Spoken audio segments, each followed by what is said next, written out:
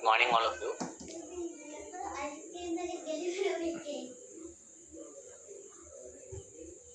Okay, I think last time we complete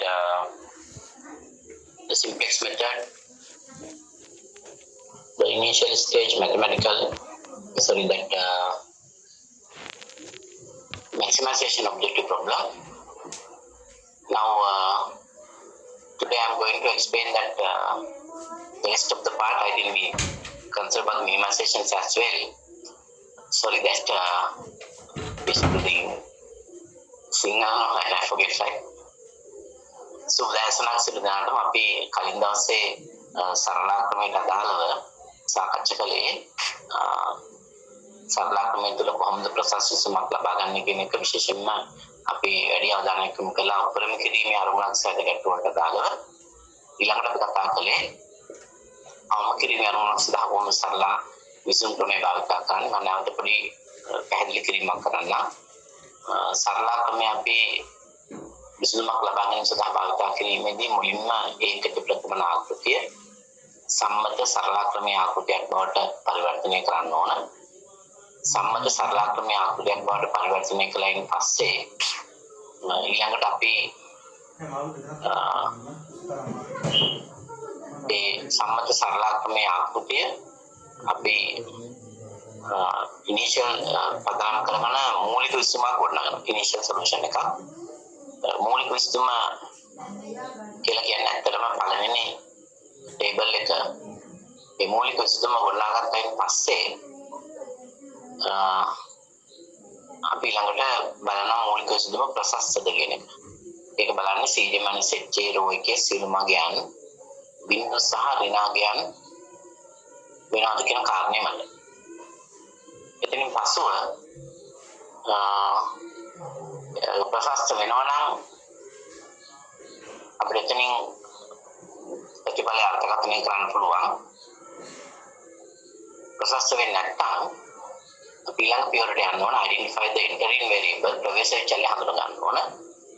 pivot column එකෙන් තමයි ප්‍රවේශ විචල්‍ය හඳුනාගන්නේ. pivot column එක තීරණය කරන්නේ CJ - Z පේළියේ වැඩිම ධනාංගය.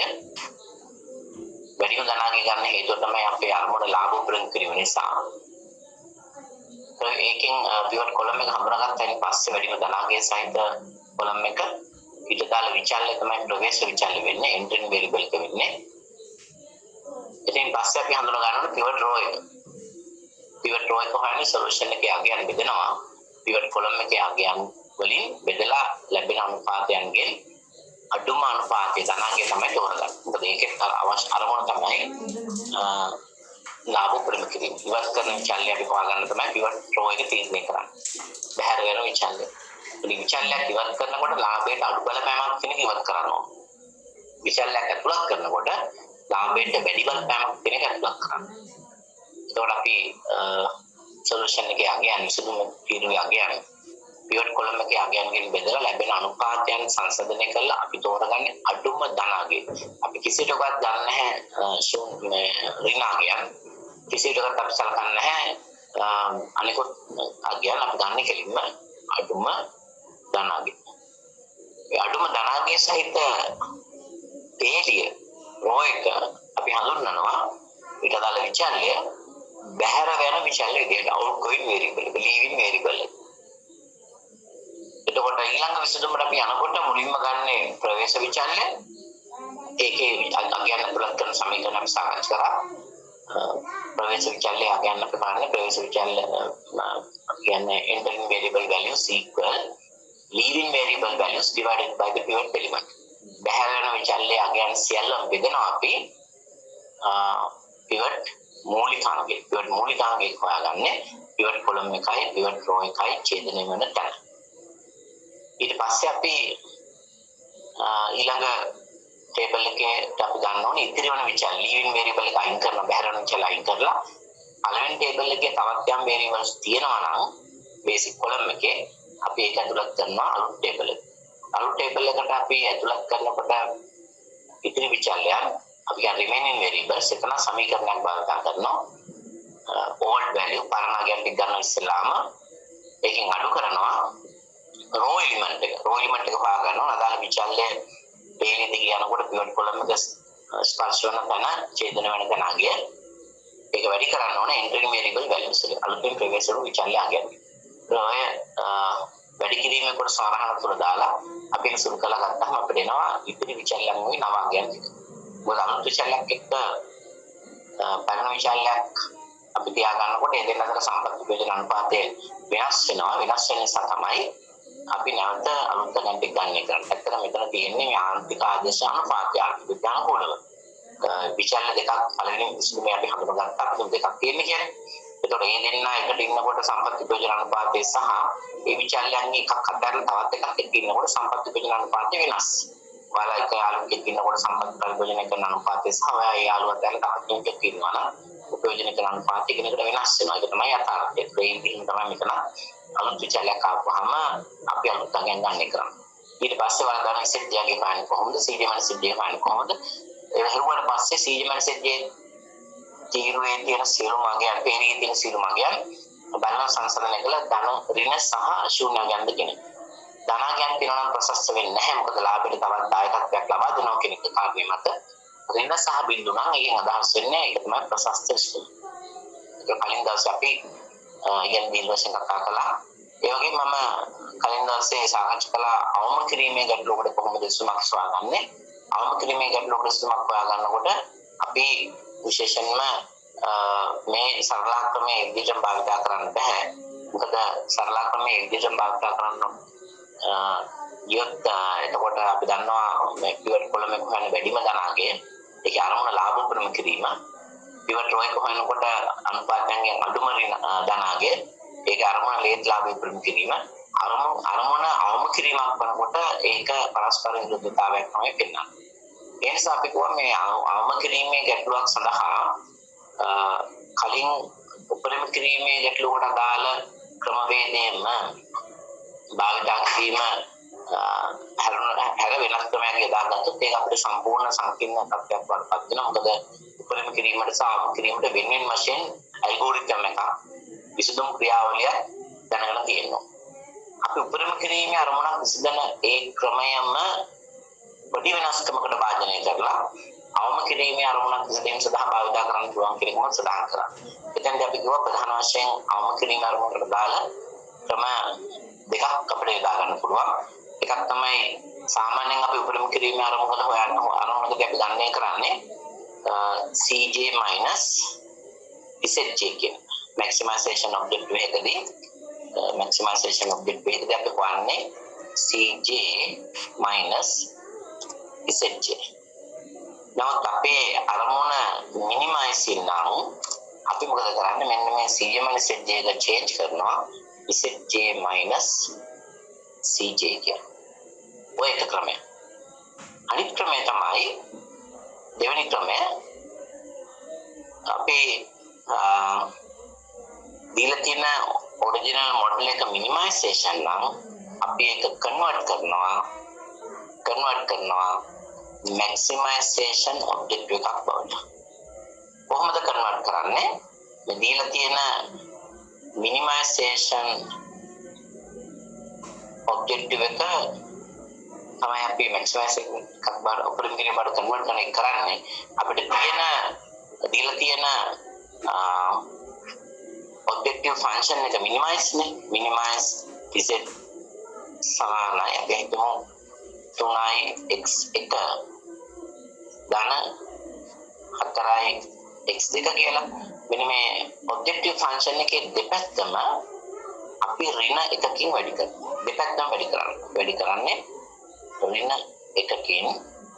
ඒතර දෙපැත්තම ඍණ එකකින් වැඩි කරපුවාම ඒකේ ප්‍රතිඵලය තමයි මේ උපරිම කිරීමේ අරමුණ අවම කිරීමේ අරමුණ මෙතකින්ම උපරිම කිරීමක් බවට පරිවර්තනය වෙනවා. එතකොට මම මෙතන හදලා පෙන්නනවා මේක වැඩි කරාම maximize වෙන objective එක z වෙනස් වෙන්නේ නැහැ සමානයි 3x1 කියන එක එතකොට වෙන්නේ -3x1 plus අපෝ ඍණ එකේ වැඩි වෙනකොට +4 තියෙන්නේ -4x2 මොනවා වෙන්නේ තමයි අරමුණේ අපි උපරිම කිරීමක් බවට පරිවර්තනය කරගන්න. දැන් ඊට පස්සේ සාමාන්‍ය විදිහට CJ මනසදී වෙනස් කරන්න යන්නේ නැහැ. මෙතනදී අපි සාමාන්‍ය විදිහටම අපි පාන්නේ CJ ZJ අගේ කලින් උපරිම කිරීමේ ගාණක් හදපු විදිහටම අවසාන පේලිය රෝ එකේ CJ මනසදී අපි කොයි විදිහට තමයි අවම කිරීමේ ගැටලුවක් සඳහා අපි සුසාගන්න. ඉතින් මේකෙදී අනිකුත් කිසි දෙයක් වෙනස් වෙන්නේ නැහැ. අර කලින් ඉගෙනගත්ත ඇල්ගොරිතම් එකමයි එකම වෙනස ඊට පස්සේ ගාන හදනකොට බලන්න උපරිම කිරීමත් අවම කිරීම. ඊට අමතරව අපි සාකච්ඡා කළා පළවෙනි ගානේ අපි කතා කළේ සංරෝධකයේ ස්වභාවය අඩු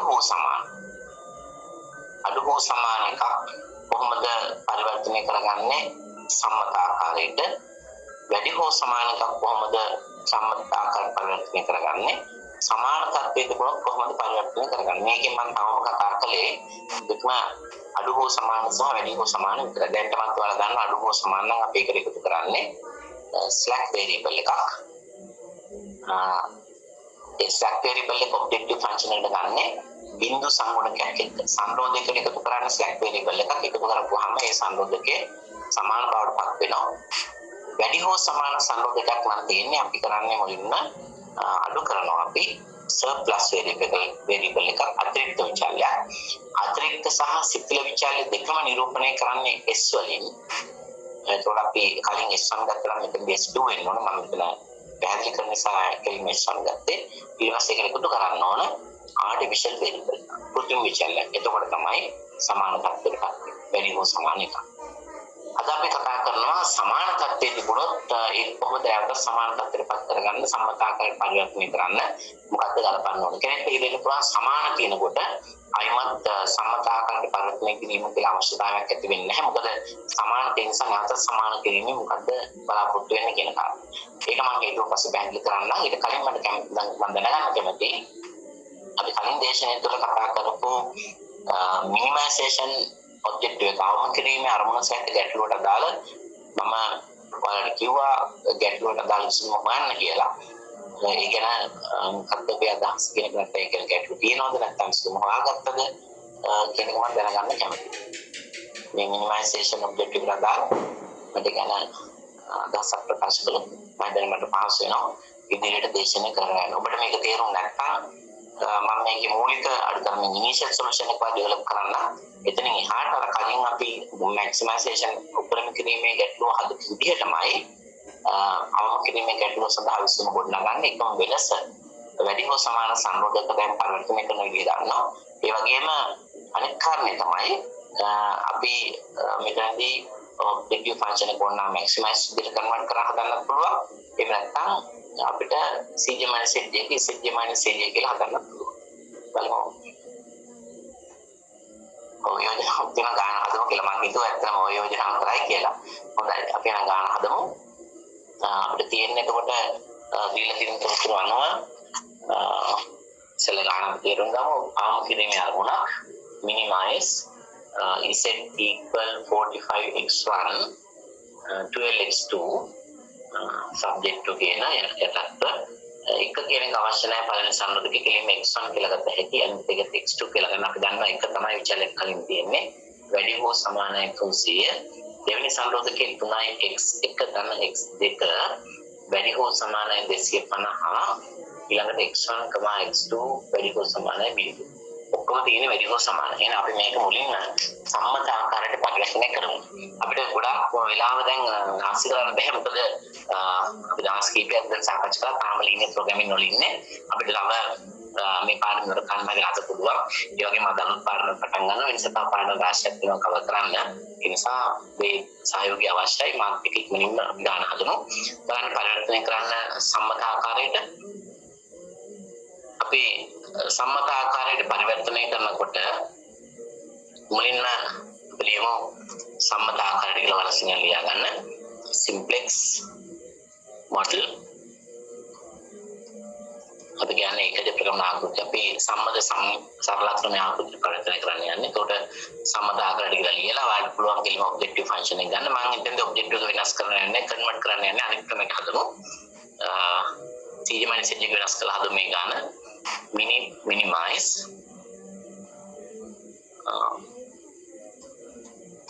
z equal ඒවා වෙනස් වෙන්නේ නැහැ. ඔබ්ජෙක්ටිව් ෆන්ක්ෂන් එකේ අපි කෙලිම ලියාගමු 45යි x1 ධන 12යි x2 12යි x2 ඊට පස්සේ අපි යටත් කියන වචන ලියන්න ඕන subject to යටත් දැන් අපි ගමු පළවෙනි සංරෝධකයේ තියෙන්නේ x1 ධන x2 අන්න දැන් අපිට තියෙන්නේ වැඩි හෝ සමානයි. ඒ නිසා අපි මෙතනදී කරන්න ඕන අඩු කරන්න ඕන සර්ප්ලස් වේරියබල් එකක් අතිරික්ත විචල්‍යයක් එකතු කරන්න ඕන විචල්‍ය දෙකක් ගලපන්න. කෘත්‍රිම විචල්‍යයක් ආර්ටිෆිෂල් වේරියබල් එක. දැන් සමාන කරන්න පුළුවන් දකුණු පස සංඛ්‍යා කියලා තියෙන්නේ 300යි. මොන විදිහට අපි පළවෙනි සංරෝධකයේ සම්මත සරලාක්‍රමයේ ආකෘතිය බවට පරිවර්තනය කිරීමේදී විචල්‍ය ගැලපීමක් කරන්න. දෙවෙනි සංරෝධකයේ ඒ විදිහමයි 3යි x1 3යි x1 ධන x2 එතෙන්දිත් අපි වැඩි හෝ සමාන සංරෝධකයක් නිසා මුලින්ම අඩු කරන්න ඕන සර්ප්ලස් වේරියබල් එකක් අතිරික්ත විචල්‍යයක්. කලින් x1 ගත්ත නිසා දැන් මතක තියාගන්න අපි දැන් ගන්න ඕන s2 ගන්න. අපි අරන් තියෙන නිසා right ඊළඟට අපි ඇඩ් කරන්න ඕන ආර්ටිෆිෂල් වේරියබල් එකක් අපි ඒක ගන්නෙ a2 සමානයි අපිට තියෙන දකුණු පස සංඛ්‍යාව 50. චෝදීල තමයි sorry 250යි. සම්මත ආකාරයට පරිවර්තනය කරන්න. දැන් අපි අවසාන වශයෙන් අසරණ විචල්‍යයන්ගේ සීමාව non-negative constraint එක පුලක් කරමු. සීල විචල්‍යයන් සහිතව මුලින්ම අපි ගන්න තීර්ණ විචල්‍යයන්. ඒක වැදගත්ම වෙන්නේ අපිට. ඒ නිසා ප්‍රමුඛතාවය දෙන තීර්ණ විචල්‍යයන් වලට ඊළඟට ප්‍රමුඛතාවය දෙන්න අතිරික්ත හෝ නැත්නම් සිතල විචල්‍යයන් වල slack variable හරි එහෙම නැත්නම් surplus variable. ඒ නිසා මෙතන අපිට slack variable නෑ. S1 මෙතන කමා දාන්න හොඳට මතක තියාගන්න. කමා ඊළඟට අවසාන ප්‍රමුඛතාවය දෙන්නේ පාරිභෝගික දෙන්නේ ආර්ටිෆිෂල් වේරියබල්. මොකද ආර්ටිෆිෂල් වේරියබල් කියන එක අදහසක් නැහැ. કૃත්‍රිම විචල්‍යයක්. ගාන හැදීමේ අවශ්‍යතාව සඳහා තමයි අපි ඒක ගත්තේ. ඊළඟට මෙතන සමාන නෙමෙයි වැඩි හෝ සමානයි බිඳුව. වැඩි හෝ සමාන කෙනෙක් අපිට ගන්න ඕනේ. ඒකත් මතක තියාගන්න. හැමතිස්සෙම අසන විචල්‍යන්ගේ සීමාව වැඩි හෝ සමාන ස්වරූපෙන් තමයි තියෙන්නේ. right. එනවා අපි දැන්ටම සම්මත ආකාරයට බලපෑම් කරා මූලික දේවල්. නමුත් තාම අවසන් නැහැ. මේ අත්‍යනික විචල්‍ය සියල්ල අරමුණු සිතේ ගලපන්න ඕන.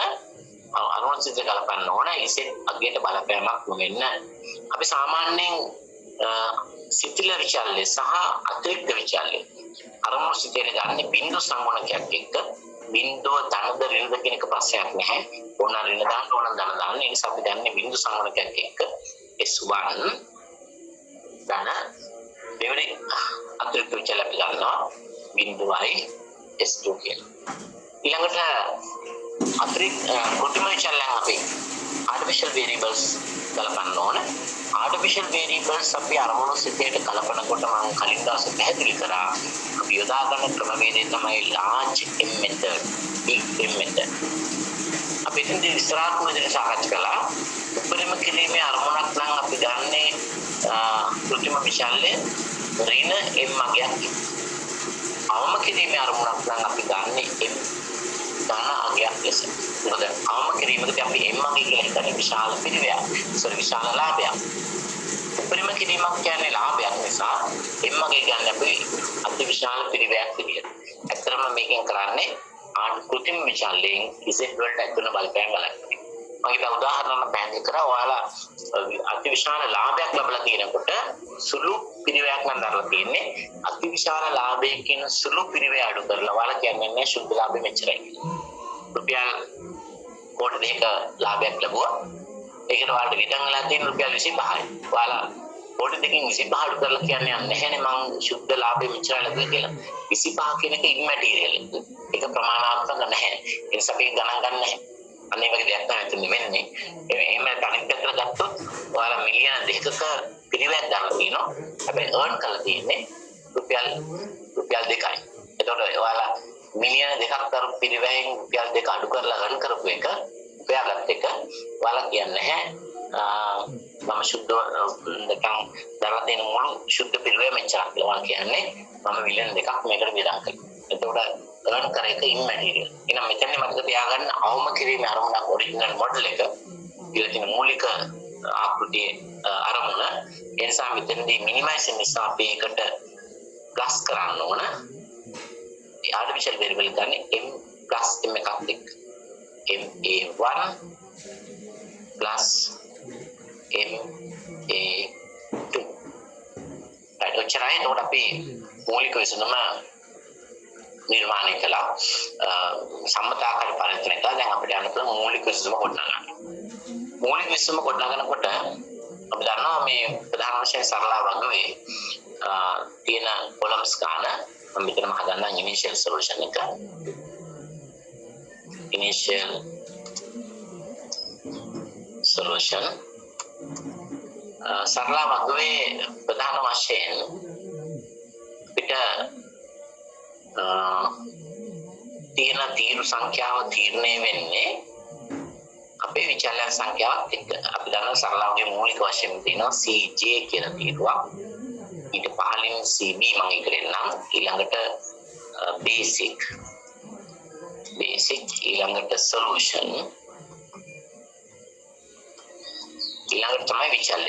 අපිට විචලන තියෙනවා හැම විචලනයකටම තීරුවක් තියාගන්න ඕන.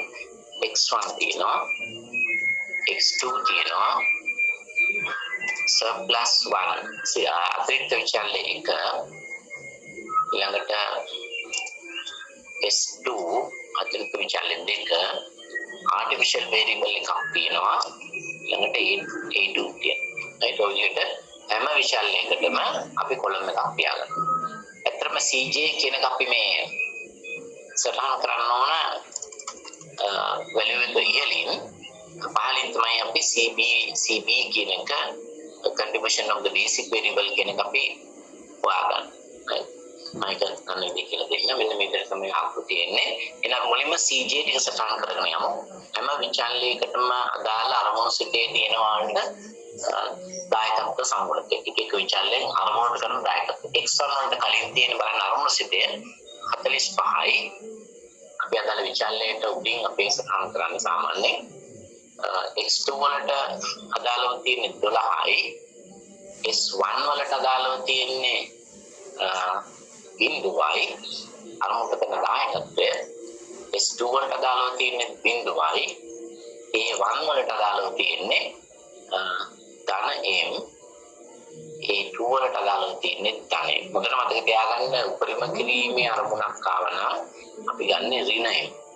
මෙතනදී අවම කිරීමේ අරමුණක් නිසා ධන m අගය අපි ලියන්නේ නැහැ. ඍණ වුණත් විතරයි විශේෂයෙන්ම ඍණ කියලා සඳහන් කරන්නේ. එහෙනම් අපි ඊළඟට සංරෝධක අගයන් ඇතුළත් කරගෙන යමු. සංරෝධක වල අගයන් අපි මුලින්ම හඳුනා ගන්න ඕනේ පළවෙනි සංරෝධකයට අදාළ බේසික් වේරියබල් එක.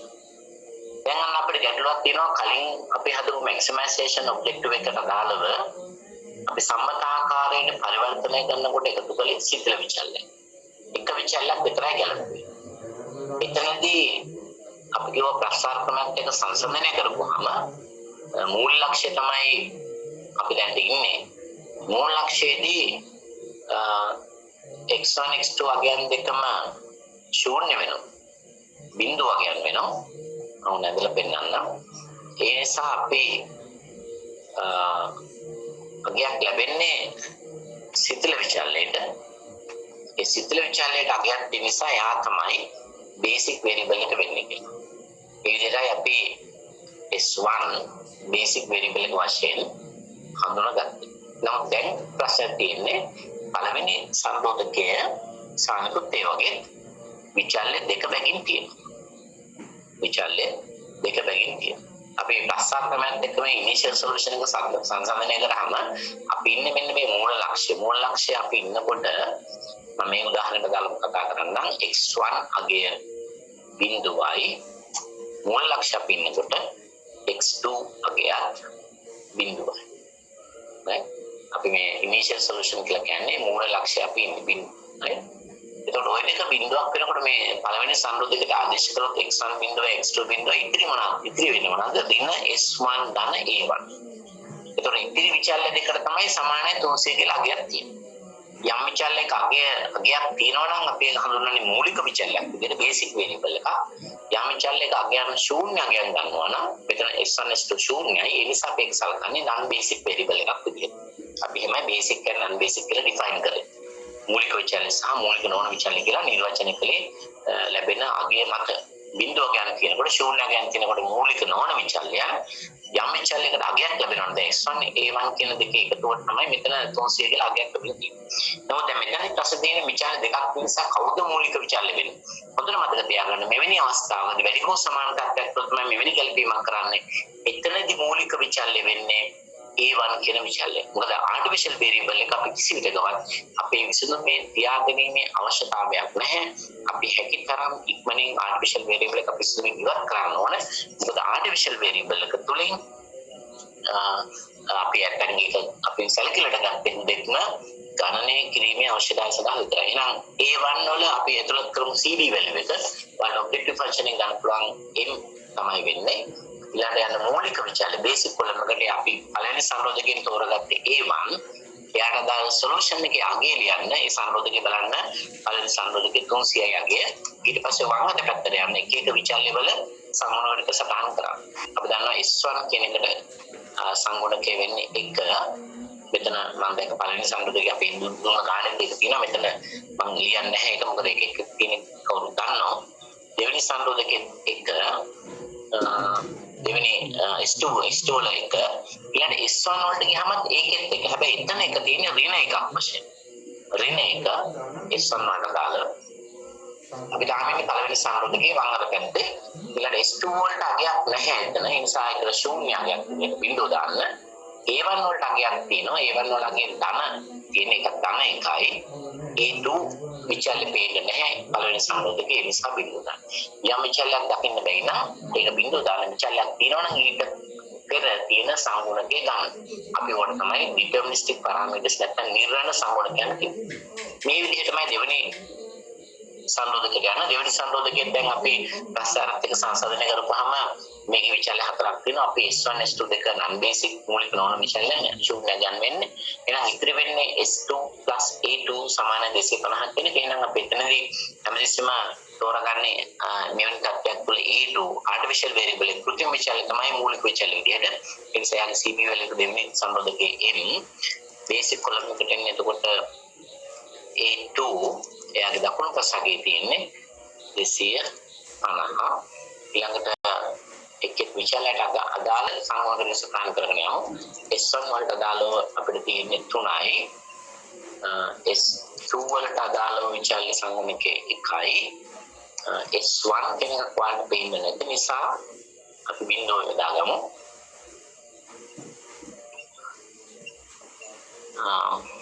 බිඳුව දාගමු. ඊළඟට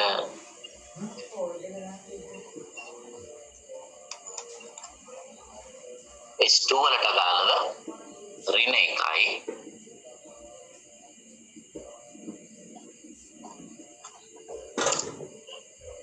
ඊළඟට A1 අගයක් නැති නිසා බිඳුවයි.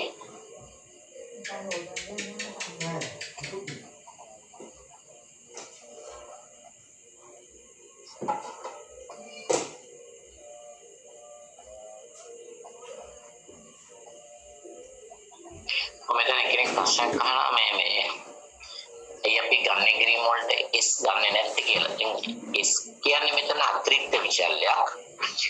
අපි මේ විචල්‍ය සංරෝධකයේ හතරක් තියෙනවානේ. මේ හතරෙන් අපි තෝරගන්න ඕනේ එකයි මූලික විචල්‍ය විදියට. මූලික විචල්‍ය විදියට එකයි තෝරගන්න ඕනේ. ඒ නිසා අපි අතිරික්ත විචල්‍ය අඩු කරලා ආර්ටිෆිෂල් එක එකතු කරලා තියෙන නිසා අපි ඒකෙන් ප්‍රමුඛතාවය දෙන්නේ ආර්ටිෆිෂල් වේරියබල්. මොකද ආර්ටිෆිෂල් කෙනෙක්ගේ අදහසක් නැහැ. ඒක අපි විසඳුමේ තියාගන්න බෑ. එතකොට මේ විසඳුම ප්‍රායෝගිකව පිළිගන්න හැකි විසඳුමක් වෙන්නේ නැහැ. ඒ නිසා අපි මූලික විචල්‍ය වශයෙන් හැමදෙස්සම තෝරගන්නේ ආර්ටිෆිෂල් වේරියබල්. ඒකට හේතුව. එතකොට ඊළඟට අපි තුලක් කරන දෙවෙනි සංරෝධකයේ A1 වලට අගයක් නැහැ කියලා පේනවා. දෙවෙනි සංරෝධකයේ A1 නැහැ. හැබැයි දෙවෙනි සංරෝධකයේ A2 තියෙනවා. ඒකට අගය එකක් තියෙනවා. දැන් මම කලින් දවසේ පැහැදිලි කරා න්‍යාස සම්බන්ධතාවය. මෙතන තියෙන දෙකේ න්‍යාසයක්. මොකද අපේ සංරෝධක දෙකයි. අපි මූලික විචල්‍ය දෙක ගත්තොත් බේසික් කොලම් එකේ පේනවා A1 A2 A1 A2 කියන විචල්‍ය කොලම් දෙකට යන්න අවසාන කොලම් දෙක ඒකේ ගත්තොත් ඔයාලට පේනවා වින්‍යාස සංගුණකේ A1 A1 ඡේදනය වෙන තැන එකයි A2 A2 ඡේදනය වෙන තැන එකයි අනිත් අකයන් දෙක අනිවාර්යෙන් ශූන්‍යයන් වශයෙන් පවතිනවා මේකට අපි කියන්නේ ඒකක න්‍යාස සම්බන්ධතාවය unit matrix relationship මේක ඕනම ගානක ඕනම සරලවංගක මේක වාට දකින්න පුළුවන් අපි නම් ඊළඟට යමු බලන්න ඉසෙජ්ජේ යගේ අපි ඉසෙජ්ජේ යගේ හොරෙන් විදිහ ගන්නවා CB යගයන්ගෙන් අදාළ තීරු යගයන් වැඩි කරනවා එහෙනම් මෙතන අපි හොයන සොලියුෂන් කොලම් එකේ ඉසෙජ්ජේ යගේ හොයන්නේ m වලින් වැඩි කරනවා 300 ඒකට එකතු කරනවා m වලින් වැඩි කරනවා 250 එහෙනම් මේ දෙකේ m වැඩි කිරීම 300 300m m වැඩි කිරීම 250 250m 300 සහ 250 එකතු කරාම 550යි m කියලා තමයි අපිට ඒක තමයි ඉසෙජ්ජේ යගේ සොලියුෂන් කොලම් එකේ ඊළඟට අපි හොයමු ඉසෙජ්ජේ යගේ එක්සම් කොලම් එකට දාලා එතෙන්දී තරම් විදිහටම m වැඩි කිරීම 1 m වැඩි කිරීම 3 ඒකට අපිට ඉන්නේ සූත්‍රය 4යි m කියනවා ඊළඟ එකේ m වැඩි කිරීම 1 m වැඩි කිරීම 1 2යි m ඒ විදිහට තමයි අපි CB යගයන්ගෙන් අදාළ තීරු යගයන් වෙන වෙනම වැඩි කරලා අපි ඉස්සරහට කරගෙන යනවා m වැඩි කිරීම ඍණ 1 m වැඩි කිරීම බිඳුව එතකොට ඍණ m කියලා තමයි අපිට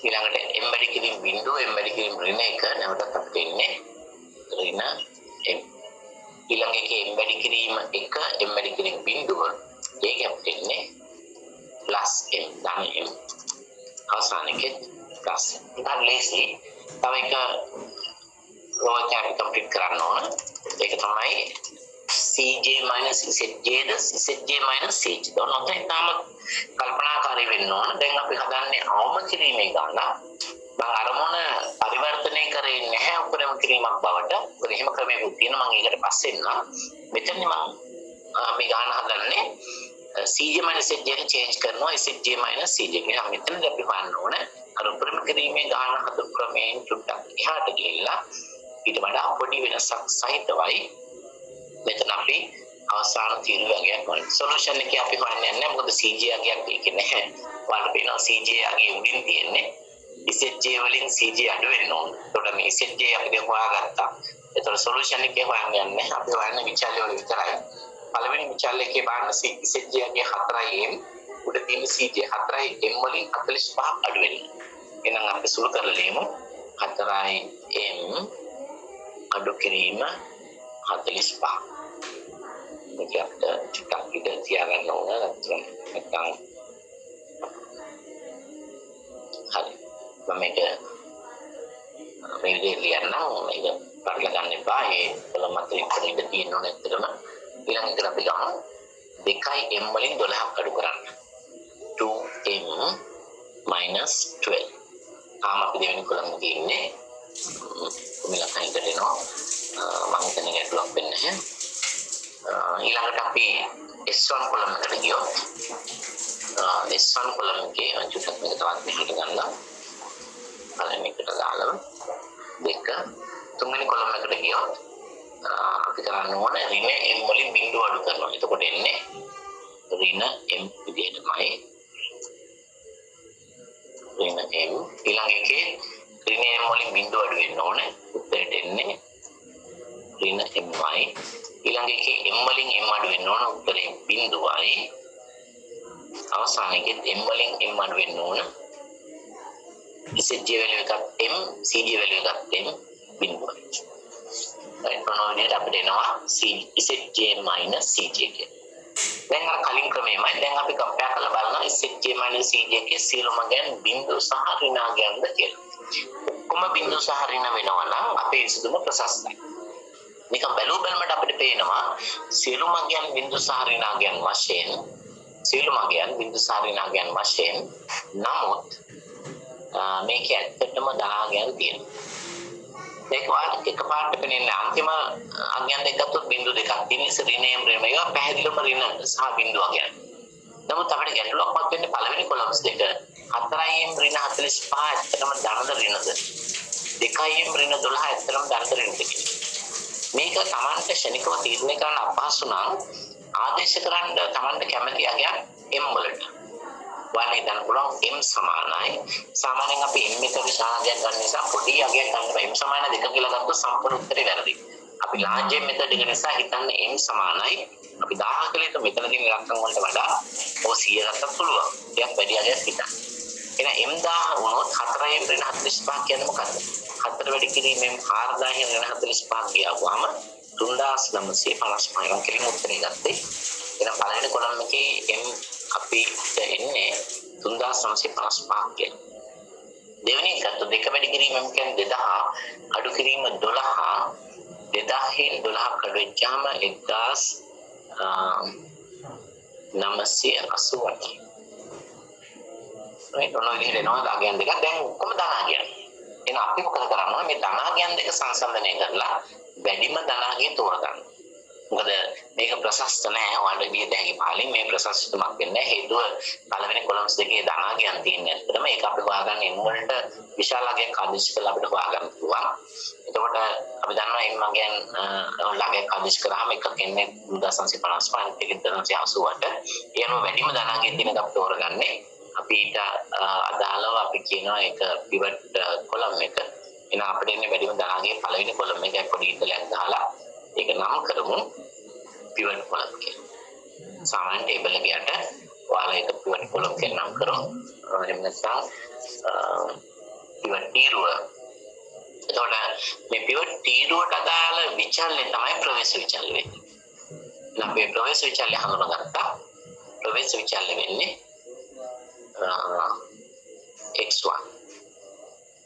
x1 තමයි ප්‍රවේශ විචල්‍ය වෙන්නේ. x1 ප්‍රවේශ විචල්‍ය. එතනත් ඕනනම් ලියා ගන්න කෙටියෙන් ප්‍රවේශ විචල්‍ය අපි කෙටියෙන් ගන්නවා entering variable. දැන් අපි එහෙනම් leaving variable එක හොයාගන්න ඉවත් කරන විචල්‍ය කොහොමද ඒක හොයන්නේ? solution අගයන් බෙදන්න pivot column එකේ අනුරූපී අගයන්. අපි ගන්නේ කිරීම මෙතනම කරමු. අවසාන කොලම් එක ළඟ පළවෙනි එකේ අගය තියෙන 300 බෙදන්න ඕන pivot කොලම් එකේ අගය 1 සමානයි කියලා උත්තරේ ගන්න හැකි 300යි පළවෙනි රෝ එකට දානවා පළවෙනි රෝ එකට දානවා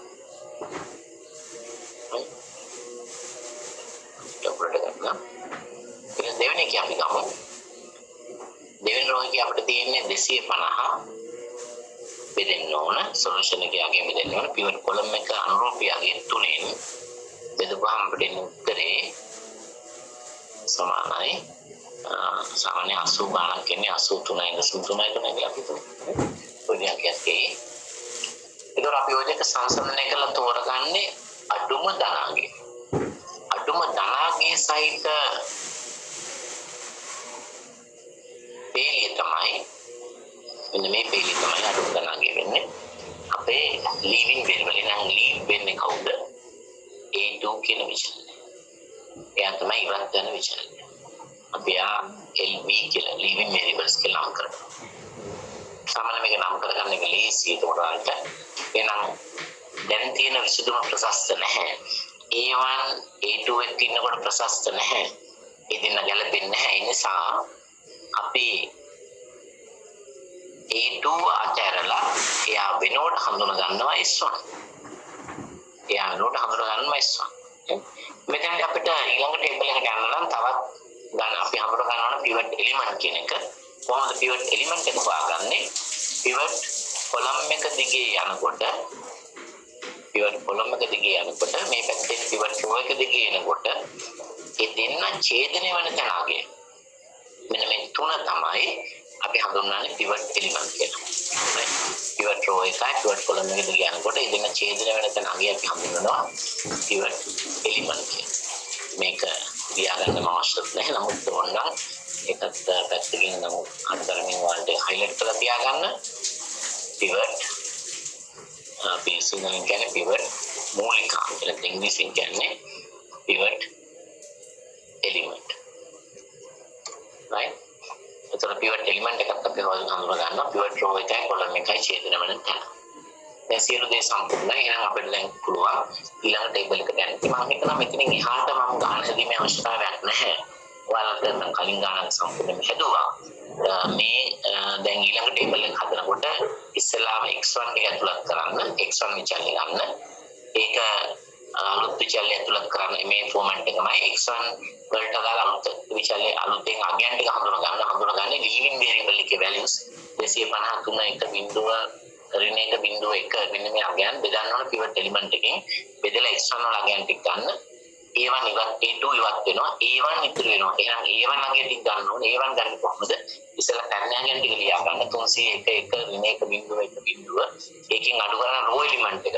A1 වල row element එක වෙන්නේ A1 පේලිය දිගේ යනකොට pivot column එක ඡේදන වෙන තැනයි. මෙන්න මේ එක තමයි row element එක වෙන්නේ. වෙනත් කාටකින් නිරූපණය කරන්න. අපි row element එක කියන්නේ තව එකක්. A1 පේලිය දිගේ යනකොට pivot column එක හමුන ස්ථානය අගේ මෙන්න මේ 1 එක තමයි row element කියලා කියන්නේ. ඒ row element. එතකොට ඒ row element එක අපි හඳුනා ගන්න ඕන ඊළඟ ඒ වල අලුත් ගෑම් ගන්න කරනකොට මම හිතන්නේ ඒ ටික ඔයාලට කරන්න පුළුවන්. එහෙම කරන්න බැරි නම් ඔබ පස්සේ ආච්චි කරමු. මොකද පළවෙනි ගානේ අපි කරපු නිසා මේක අනිවාර්යෙන් ඒක තමයි ඔයාලට කරන්න හැකියාවක් තියෙන්න ඕන. මොකද ඊළඟ ගාන මම සම්පූර්ණයෙන්ම හදන නිසා මම හිතනවා මේක මෙතනින් නතර කරනවා. මේකේ ඊළඟ ටේබල් එක මම තව ටේබල් දෙකකින් ඔයාලට අවසන් විශ්ම ලබා ගන්න පුළුවන්. කිසිදු වෙනසක් නැහැ. එකම වෙනස තියෙන්නේ ඇත්තටම අපි ZJ CJ කියන එක වෙනස් කරපු විතරයි. ඒ නිසා මම මේ දක්වා විතරයි මේ ගාන හදන්නේ. අපි ඊළඟ ගාන සමාන එක්සාම්පල් දෙකක් එක්කම අරගෙන සම්පූර්ණයෙන්ම හදමු. ඒ නිසා තවත් ඔයාලට අවබෝධය වැඩි වෙයි. ගැටලුවක් තිබ්බොත් මේක ඊට පස්සේ සාකච්ඡා කරන්න පුළුවන්. හොඳයි අපි ඊළඟ යමු ඊළඟ ගානට. මේ ගාන හදුවට පස්සේ මම හිතන්නේ අපිට මේ තියෙන න්‍යායාත්මක කරුණු කොහොමද අඩු හෝ සමාන සම්බෝධකයක් සම්බන්ධ පරික්ෂණය කරන සිතල විචලයක් එකතු කරලා slack variable එකක් සංරෝධකයේ වැඩි හෝ සමාන නම් constraint with the greater than equal වැඩි හෝ සමාන නම් එතනදී අපි ගන්නේ විචලන දෙකක් ගලපන්න ඕනේ subtract surplus කියන අතිරික්ත එකක් අඩු කරන්න ඕනේ. It shows how much the solution exceed the constraint resources. සංරෝධකයේ සම්පත් ප්‍රමාණය කොච්චර exceed කරලා තියෙනවද? ඉතින් එහාට ගිහලා තියෙනවද කියන එක. දෙවෙනි එකේදී artificial variable එක අපි ගලපන්නේ to avoid the negative value of the variables in the initial solution. Initial solution එකේ negative values ඇතිවීම වළක්වාලීම සඳහා.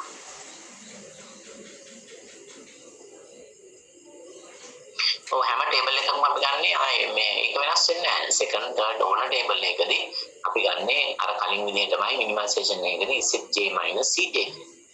අපි පළවෙනි ගාන හැදුවේ මැක්සිමයිසේෂන් එකේදී අපි ගත්ත කලින්ම CJ ZJ මිනිමයිසේෂන් එකේ ZJ CJ. ඒ නිසා ZJ CJ කියන එක මිනිමයිසේෂන් එකේදී අපෝ වෙනස් වෙන්නේ නැහැ. ඒ විදිහ තමයි යන්නේ.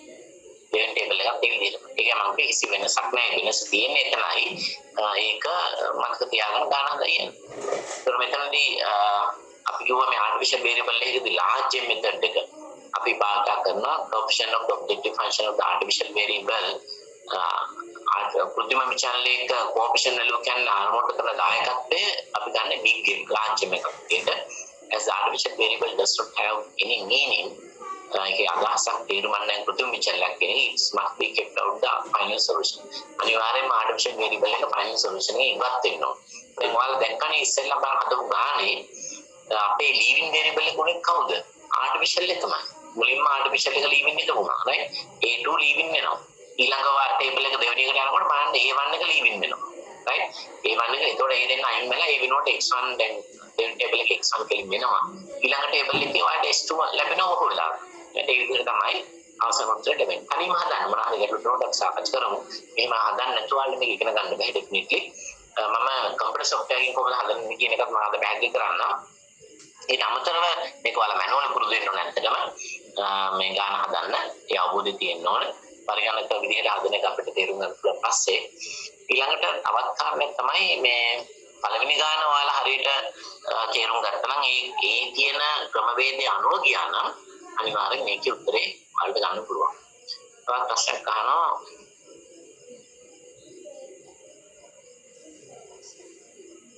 සමාන සම්බෝධකයකදී මම තාම පැහැදිලි කරේ නැහැ. මම ඒ ගැන කතා කරන්න දැන් නේ. අපි ඊළඟ ගාන කරනකොට ඒකෙදී ඒ සියලුම සම්බෝධකයන් තියෙනවා. මම හිතන්නේ මේ ඊළඟ ගාන තමයි අපිට තියෙන අවසානාත්මක අවස්ථාව. කියන්නේ සියලුම තත්ත්වයන් සහිතව තියෙන ගාන. බලමු අපි ඊළඟ ගාන. බලන්න මේ ගාන මේක මම නම් කරලා දෙන්නේ mix constraint problem. සියලුම සංරෝධක සහිත ගාන. පළවෙනි සංරෝධකයේ වඩ තියෙන x1 ධන x2 සමානයි 10යි. right?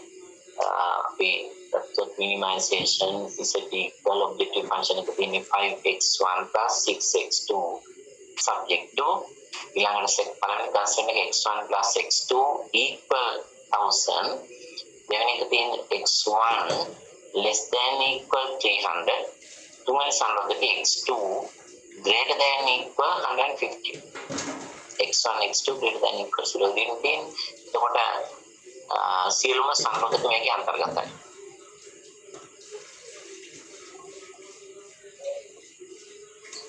ඉස්සෙල්ලා ගාන හයිලයිට් බලන්න ඕන කියලා තියෙනවා. මේක මම සම්පූර්ණ කළේ නැහැ. මේ තියෙන්නේ ඉස්සෙල්ලා අපි ගත්ත එක. එතකොට මේ මූලික විසම අපි ඩෙවලොප් කොට නැගුවේ. මූලික විසම හදලා අපි අහනවා CJ ZJ CJ උදාහරණ දෙකෙන් දැන් මාර්ක් කරලා අහන්නේ ZJ CJ සියලුම ගන්න බිඳු සහ ඍණ වෙනවා නේද? එතකොට අපි දැක්කා පළවෙනි විචල්‍ය දෙකට අදාළව 4යිම් ඍණ 45 2යිම් ඍණ 12 කියන එක බැලු බැලමට තියෙන නිකන් ඍණ වගේ.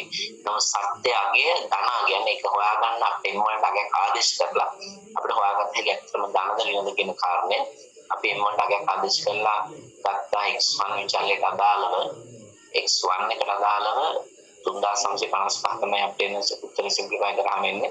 ඒ කියන්නේ මෙන්න මේ 4.45 දුපාට පස්සේ ඊළඟ දෙවෙනි එකට අපි ගත්ත 2.12 කියන සුවාට පස්සේ x2 වල අපිට ආවේ 1980ට. එතකොට මේ දෙන්නගේ වැඩිම එක තමයි තෝරගන්න අපි එයා තමයි පිවට් කොලම් එක විදිහට අපි දාන්නේ. පිවට් කොලම් කියන මම මාක් කරලා තිනවා පළවෙනි විචාරය. එයා තමයි ඇත්තටම අපේ entering variable එක x1 විසඳුමට ඇතුළත් වෙනකොට ඉවත් කරනවා a2 අයින් වෙනවා. pivot column එකයි මේ පැත්තේ pivot row කියලා මෙතන අපි නම් කරන්න ඕන pivot row එකයි ඡේදනය වෙන තැන අගය අපි හඳුනාගත්තේ මෙතනයි pivot row ගත්තේ අඩුම ධන අගය 83.3 සංසන්දනය කරපුවාම ඒතර ඒ දෙන ඡේදනය තැන අගය මෙන්න මේ තුන තමයි pivot element එක වෙන්නේ. ඒ විදිහට තමයි අපි ටේබල් එකේ කම්ප්ලීට් කරන්නේ.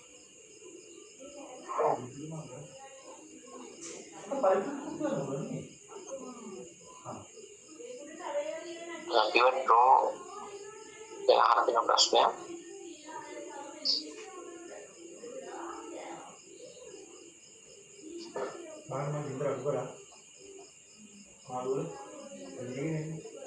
මගේ ප්‍රශ්නයක් කියන්නේ නෑ මොකක්ද අහන්නේ කියන එක.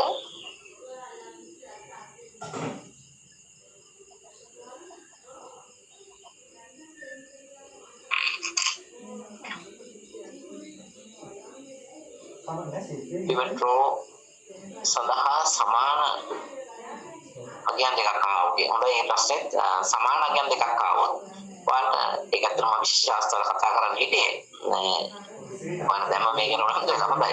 දැන් pivot column එකෙත් ඔය ප්‍රශ්නේ එන්න පුළුවන්. pivot column එකේ ධන අගයන් දෙකම සමාන වුණොත් දැන් මොකක්ද තෝරගන්නේ? අන්න එතනදී අපි ඒක තෝරගන්නේ තාර්කික තීරණ ගැනීමක් තමයි. අපි බලන්න ඕනේ ධනාගේ දැන් හිතන්න x1 එකේ තාවි 3955 x2 එකේ තාවි 3955 නම් වැඩිම ධනාගෙන් තෝරගන්නේ දැන් අපිට දෙකම සමානයි. ඒ නිසා එතනදී දෙකම තීර්ණ විචල්‍යයන් නිසා x1 x2 දෙකම තීර්ණ විචල්‍යයන්නේ decision variables. ඒ නිසා අපි කැමති එකක් ඔයාලට කැමති එකක් තෝරගන්න. right කැමති එකක් තෝරගන්න. හැබැයි හිතන්න සමාන වෙන්නේ ධනාගයන් x1 එකයි slack තෘත්‍ය විචල්‍යයන් තමයි. අපි x1 එකේ 3955 කියලා decision variable එකයි surplus එකයි අතර නම් එන්නේ අපි එතනදී ප්‍රමුඛතාවයේ තියෙන decision variable එක. මොකද හැමතිස්සෙම මේ decision variable එක තමයි basic එකට ගේන්න ඕනේ. අත්‍තරම decision variable එක තමයි උත්තරයක් හොයාගන්න අවශ්‍යතාවය තියෙන්නේ. අපි මේ ඇයි මේ සරලකමින් ගාන හදන්නේ හරි ප්‍රසන්නකමින් හරි අපි හදන්නේ අපි තීරණය කළ යුතු දේට සුදුම බලගන්න. ඒ නිසා හැමතිස්සෙම priority එක දෙන්නේ decision variable එකට. entering variable එක හොයාගන්න ඕනේ. අපි දුමු x1 එකත් එක්ක a1 නම් තියෙන්නේ. අපි a1 නෙමෙයි ගන්න ඕනේ x1 තමයි ගන්න pivot column එකේ සමාන ධනාගයන් තිබුණා. අපි සමාන ධනාගයන් තියෙන්නේ slack variable එකක් අතර කියලා හිතන්න ඕන නැත්නම් surplus දෙකක් අතර කියලා හිතන්න. එතනදී කැමති එකක් ගන්න. S1 එකයි A1 එකයි අතර කියලා හිතන්න. එතනදී ගන්න අපි S1 එක. A1 වලට priority එක දෙන්නේ නැහැ. මොකද A1 අපි හැමතිස්සෙම basic එකට ගේන්නේ නැහැ. අපි ඔක අනිත් පැත්තට මේ අහු ප්‍රශ්න තමයි leaving variable එක හොයනකොට මේ දෙන්නම සමාන ධනාගයක් වුණොත් A1 A2 එතනදී තමයි කැමති එකක් නැහැ. මොකද දෙතරින් විචල්‍ය අනුව තමයි තීරණය කරන්නේ. අවුද තෝරගන්න එක දෙන්න සමාන වෙනකොට සමාන අඩුම ධනාගයන් දෙක આવොත් A1 A2 කෙනෙක් කැමති එකක් වලට ගත්තයි. A1 ගත්තා. හරි A2 ගත්තා. හැබැයි මේ දෙන්නකින් අපිට මෙතන තියෙන decision variable එකකුයි artificial එකකුයි නම් x1 එකත් එක්ක නම් a2 තියෙන්නේ අපි එතන ප්‍රමුඛතාවය දෙන්නේ මේ දෙන්න සමාන වෙනකොට මතක තියාගන්න artificial variable උලන්තර ඉක්මනින් artificial ඉවත් කරගන්න ඕනේ තීරණ විශාල තමයි basic එකේ තියාගන්න. ඒ නිසා එතනදී අපි හැමතිස්සෙම ප්‍රමුඛතාවය දෙන්නේ artificial ඊළඟට slack surplus අවසාන වශයෙන් තමයි තීරණ විශාල වලට අපි සලකා බලන්නේ. ඒ නිසා අපි basic එකේ හැමතිස්සෙම තියාගන්න ඕන මූලික විචාරය තීරණ විචාරය අන්න ඒ පදනම මත තමයි pivot column pivot row වෙනකොට සමාන ආගයන් આવොත් අපි කියනවා මේ පස්සේ පැහැදිලි කරන්න දැන් හදිස් වෙන්න එපා මේ ගන්න තනියම හදන්න අපි මේ ළඟට සියලුම සංරෝධක සහිත ගන්න සමාන ගන්න මේ ගන්න බලන්න අපි දීලා තියෙනවා ඒකේ ප්‍රකමන ආකෘතිය සංරෝධක තුනක් තියෙනවා. ඒ තුනම එකිනෙකට වෙනස් සංරෝධකයන් සමාන, අඩු හෝ සමාන, වැඩි හෝ සමාන. අපි නම් මුලින්ම සම්මත ආකාරයට පරිවර්තනය කරමු. මම ඒක හදන්නම් සම්මත ආකාරයෙන් පරිවර්තන හදලා තියෙනවා මේකේ. නමුත් අපි මේක හරියට තේරුම් ගන්න හදනකොට සිම්ප්ලෙක්ස් මොඩල් එක සම්මත සරලත්වයේ ආකෘතියට පරිවර්තනය කිරීම කියලා ගන්න පුළුවන්. සිම්ප්ලෙක්ස් මොඩල් මුලින්ම අපි ගන්නේ objective එක අපි දෙන්නේ minimize එක minimize set equal 5x1 ධන 6x2 මේක හරිය ලේසි දැන් ඔයාලට සම්බන්ධයෙන් පරිවර්තන කරන එක එච්චර අමාරු නෑ. කෙලින්ම ඔබ්ජෙක්ටිව් ෆන්ක්ෂන් එක යන සබ්ජෙක්ට් කියලා වචන දාන්න. ඉතින් තාමත් කෙටි කාලයක් තුලින් කරන්නේ හරිය ලේසි දේවල්. ඊළඟට පළවෙනි සංරෝධකය ගන්න x1 ධන x2 අන්න දැන් ඔයාලට ගැටලුවක් තියෙනවා. අපි පළවෙනි කතාව තමයි මේ සංරෝධකය සමාන තත්ත්වයෙන් අපි දකින්න. දීලා තියෙන ගානෙම තියෙන්නේ සමාන සංරෝධකය. දැන් සමාන එකක් නැත්නම් සමාන කරන්න ඕනද කියන ගැටලුව මතුවෙනවා. සමාන එකක් නැවත සමාන කරන්න ඕනද කියන ගැටලුව මතුවෙනවා. x1 ධන x2 සමානයි 1000 කියලා තමයි සංරෝධකය තියෙන්නේ. දැන් හිතන්නේ මේකේ අපි කිසිදු ගැළපීමක් කරේ නැත්නම් අපි අර ඉස්සෙල්ලා පැහැදිලි කරන විදිහට අපි ඉන්නේ ප්‍රස්තාවික පළවෙනි මූලික විසම කියලා කියන්නේ අපි බිඳු ලක්ෂණේ ඉන්නේ. මේ ශූන්‍ය ලක්ෂණය. right? මෙතනදී අපි මූල ලක්ෂයේ බිඳුවක් වශයෙන් ඉන්නකොට x1 x2 අගයන් දෙක අපි දන්නවා බිඳු බවට පත් වෙනවා. right? x1 එක බිඳුව x2 එක බිඳුව. මූල ලක්ෂය. අපි ඉන්නේ මූල ලක්ෂය පළවෙනි සරලවකෝ කියලා කියන්නේ මූල ලක්ෂය. එතකොට ඒ දෙන්න බිඳුවක් වෙනකොට මෙතන x1 එකක් බිඳුව වෙනවා. x2 එකක් බිඳුව වෙනවා. බිඳුව ධන බිඳුව සමානයි 10. දැන් මේකේ කිසි තේරුමක් නැහැ. මේක කිසි අදහසක් නැහැ. මෙතන බිඳුවක් තිබිලා කොහොමද මේ සංරෝධකය අපේ ටේබල් එකට ඇතුළත් කරන්නේ? ටේබල් එකට ගන්නවා නම් අනිවාර්යෙන් මේ පැත්තේ බේසික් වේරියබල් එකක් තියෙනවා. බේසික් වේරියබල් එක තිබුණ නැත්නම් මේ සංරෝධකයේ ටේබල් එකට ගන්න වෙන්නේ නැහැ. එහෙනම් අපි කිසිදු ගැලපීමක් කරේ නැත්නම් මේක බිඳුව සමානයි 10 කියලා නිසා ඒ සංරෝධකයේ නොසලකා තමයි අපි ගන්න හදන්නේ.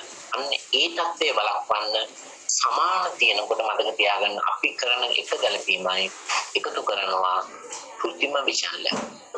A1 එක. එහෙනම් මතක තියාගන්න අපි කරන්නේ ඒකට එකතු කරන්නේ කෘත්‍රිම විචල්‍ය.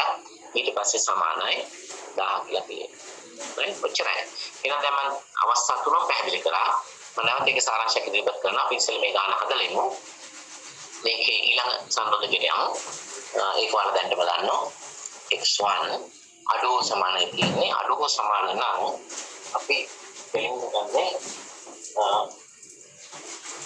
සිතිල විශාලයක් එකතු කරන්න S1 සිතිල විශාලය සමානයි 300 ඊළඟ සම්බන්ධකයට අපි යමු. ඒක තියෙන බැරි හෝ සමානයි x2 අපි කරන්නේ අඩු කරනවා සර්ප්ලස් එකක්. දැන් බලන්න S1 එක කලින් අරන් තියෙනවා.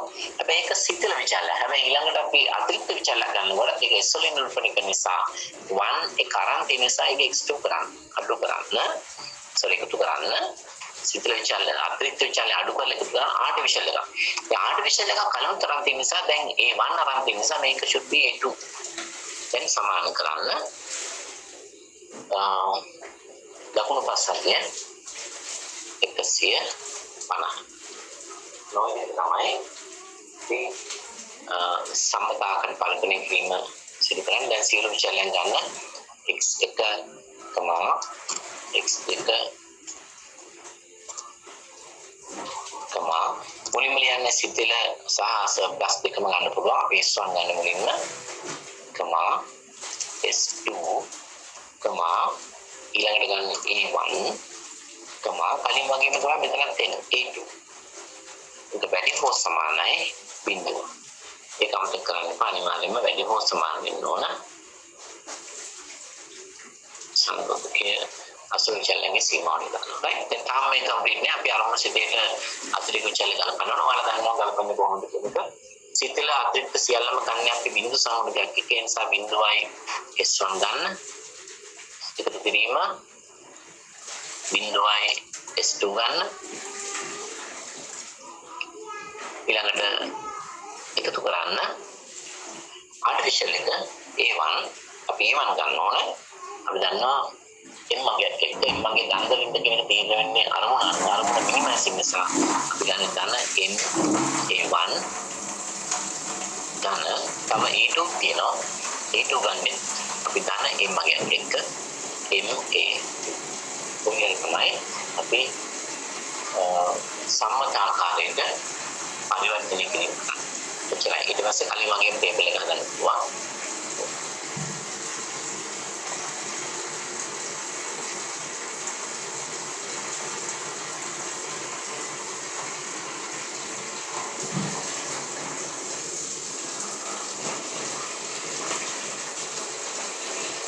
එතකොට ප්‍රශ්න ගන්න දෙන මම ඒක පැහැදිලි නෑ. හරියට අහන්න. දැන් බලන්න අපි මේ පිළිතුර මම ගොඩනගලා තියෙන්නේ. සම්මත ආකාරයට පරිවර්තනය කිරීම කොහොමද කරන්න කියන එක ඔයාලා දන්නවා. ඒක මම සාකච්ඡා කළා. මෙතන බලන්න මේ ස්ලයිඩ් එකේ මම ගොඩනගලා තියෙන්නේ.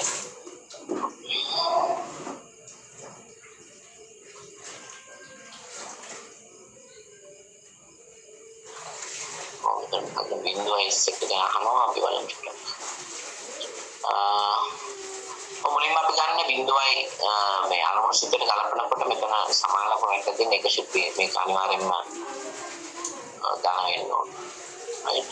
ඒක සම්පූර්ණම ලියන්න අපෝ මේකට ගලපන්න ඕන. ගන්න බිඳුවයි S එක ගන්න බිඳුවයි S දෙක ගන්න MA1 dan MA2 ඔයගොල්ලෝ බලමු ගානියගේ පාපන් ස්ලයිඩ්ස් වල මෙන්න මේ විදිහට වලට මම අතර තියෙන සම්මතාන පරිපූර්ණ පස්සේ මේ තියෙන්නේ මිනිමයිස් එක සමානයි මෙන්න මේ විදිහට තමයි අපි හදපු විදිහ තමයි ඒ channel ටික පෙන්නලා කරා. මේ සම්මතාවර පරිපූර්ණ කරලා තියෙනවා. මම මේ ගන්න පැහැදිලි කරන්න මෙතනින් එහාට තියෙන වලට පළවෙනි ටේබල් එක හදලා ඒක හදාගෙන යන්න. නමුත් මම මේ ගාන මම හදන්නම් ඒක අවම කිරීම අරමුණක් නිසා අවම කිරීම උපරිම කිරීමක් වඩ පරිවර්තනය කරනවා. එතකොට CG මනිසෙජ්ජේ වෙනස් කරන්නේ නැහැ. අපි CG මනිසෙජ්ජේ ඉන්දියටම තියාගෙන ගාන හදන්න පුළුවන්. හැබැයි වෙනසක් තියෙන්නේ ඔයාලා කැමති ක්‍රමයක් තෝරගන්න පුළුවන්. මේ අවම කිරීමේ අරමුණ අපි පරිවර්තනය කරනවා උපරිම කිරීමක් වඩ. මතක තියාගන්න පරිවර්තනය කරන්නේ මෙන්න මේ සම්මත ආකාරයට පරිවර්තනය කරපු අන්තිය එහෙනම් එහෙම කරන්නේ කොහොමද අපි කරන්නේ? මෙන්න මේ අරමුණු සිපේ දෙපැත්තම ඍණ එකෙන් වැඩි කරන්න. ඍණ එකෙන් මිනිමයිස් ඉසෙට් වැඩි වෙනකොට ඒක මැක්සිමයිස් ඉසෙට් වෙනවා. අනිත් සියලුම සංගුණකයන් ඍණ බවට පත් වෙනවා.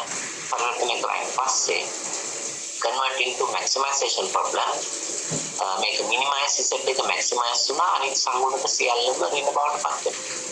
එච්චරයි වෙනස අරමුණු සිද්ධියට විතරයි. සංගුණක වල කිසිම බලපෑමක් නැහැ. දැන් මේ ගාන හදනකොට මේ තොරතුරු ටික ටේබල් එකට දානකොට අනිවාර්යෙන්ම අපි අවසාන පේලිය ගන්නේ CJ - ZJ. එහෙනම් මේක ටේබල් එකට දානකොට වාර්ත කොලම්ස් යමකට 6ක් ඕන වෙනවා. මූලික තීරු තුනයි ඔක්කොම 9ක් ඕන වෙනවා. එහෙනම් මේ CJ යගේ බේසික් සොලියුෂන් විදිහට x1 x2 s1 s2 a1 a2 කියලා හදාගන්න මේ තුන ටික අතුලත් කරන්න. right ඉස්සලාම CJ ගැන ටික ලියන්න පුළුවන්. ඍණ 5 ඍණ 6 බිඳුව බිඳුව ඍණ m කියලා බිඳුව දණ්ඩ රින්ද කියලා ගැටුවක් නෑ. නමුත් අපි ඇක්සුවලි කරන ඍණ දාන දෙක කලින් තිබ්බ නිසා. ඒක මෙන්න මේ විදිහට පළවෙනි ටේබල් එක වලට මේ ඉනිෂියල් සොලියුෂන් එක right එතන CJ ගැන ටික මොනින්ම ලියුවා අපි. දැන් බිඳුවට දණ්ඩ රින්ද කියලා ලියන්නේ නෑනේ අපි. ඒ නිසා බිඳුව විදිහට කියන්න. ඊට පස්සේ අපි එක එක මේ කන්ස්ටන්ට් එකේ තොරතුරු අත්ලත් කරනවා. පළවෙනි කන්ස්ටන්ට් එකේ a1 විතරනේ තියෙන නිසා බේසික් වෙනවා. බේසික් වෙරියබල් එක වෙනවා. දෙවෙනි එකේ s1 විතර න්යා බේසික් වෙරියබල් එක වෙනවා. ඊළඟට තුන්වෙනි කන්ස්ටන්ට් එකේ තියෙනවා s2 - a2 කියලා. plus a2 කියලා. අන්න එතෙන්දි සිතිල විචලනයක් අඩු කරලා කෘත්‍ය විචලනය එකතු කරන නිසා කලින් ගන්න ගත්තා. එතනදී ප්‍රයොරිටි එක දෙන්නේ අපි කෘත්‍ය විචලනය. ඒ නිසා මෙතෙන්ට ගන්නේ s2. දැන් අතිරික්ත විචලනය කියන එක බොහෝ වෙලාවට බේසික් එකට එන්නේ නැහැ. පළවෙනි අවස්ථාවේ.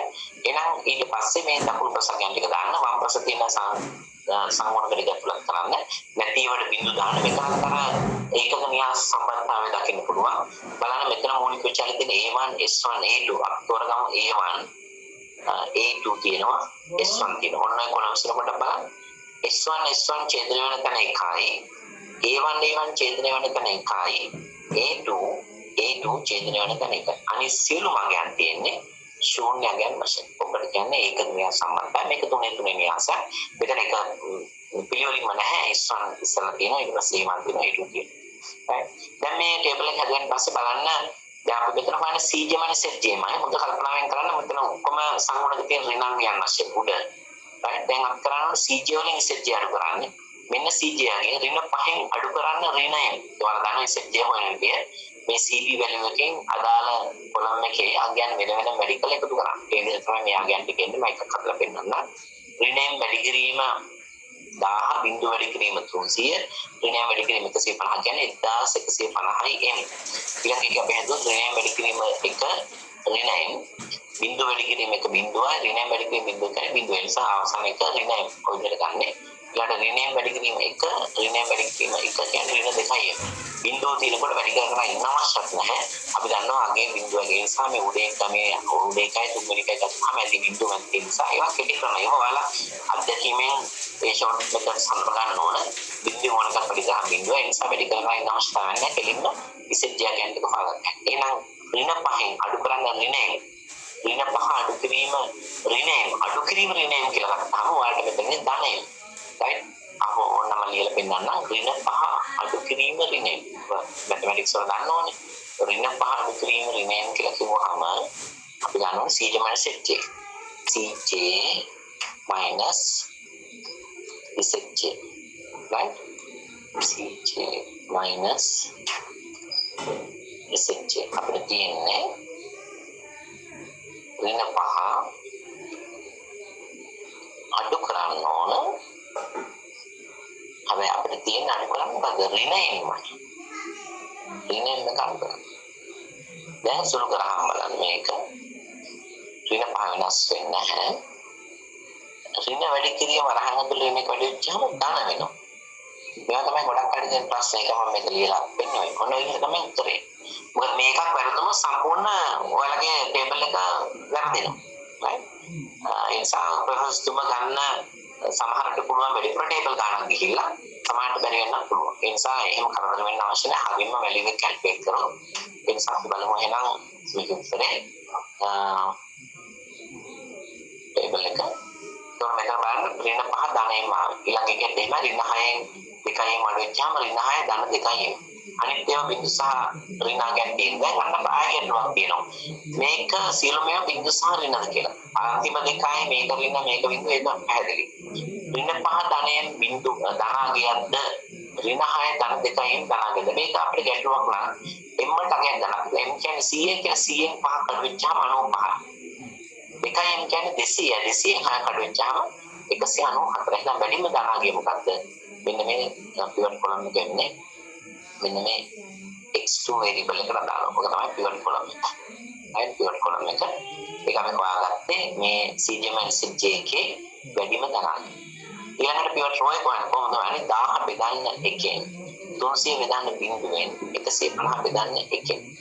right එතකොට 1000 බෙදීම බිඳුව බෙදන්න අවශ්‍යතාවයක් නැහැ.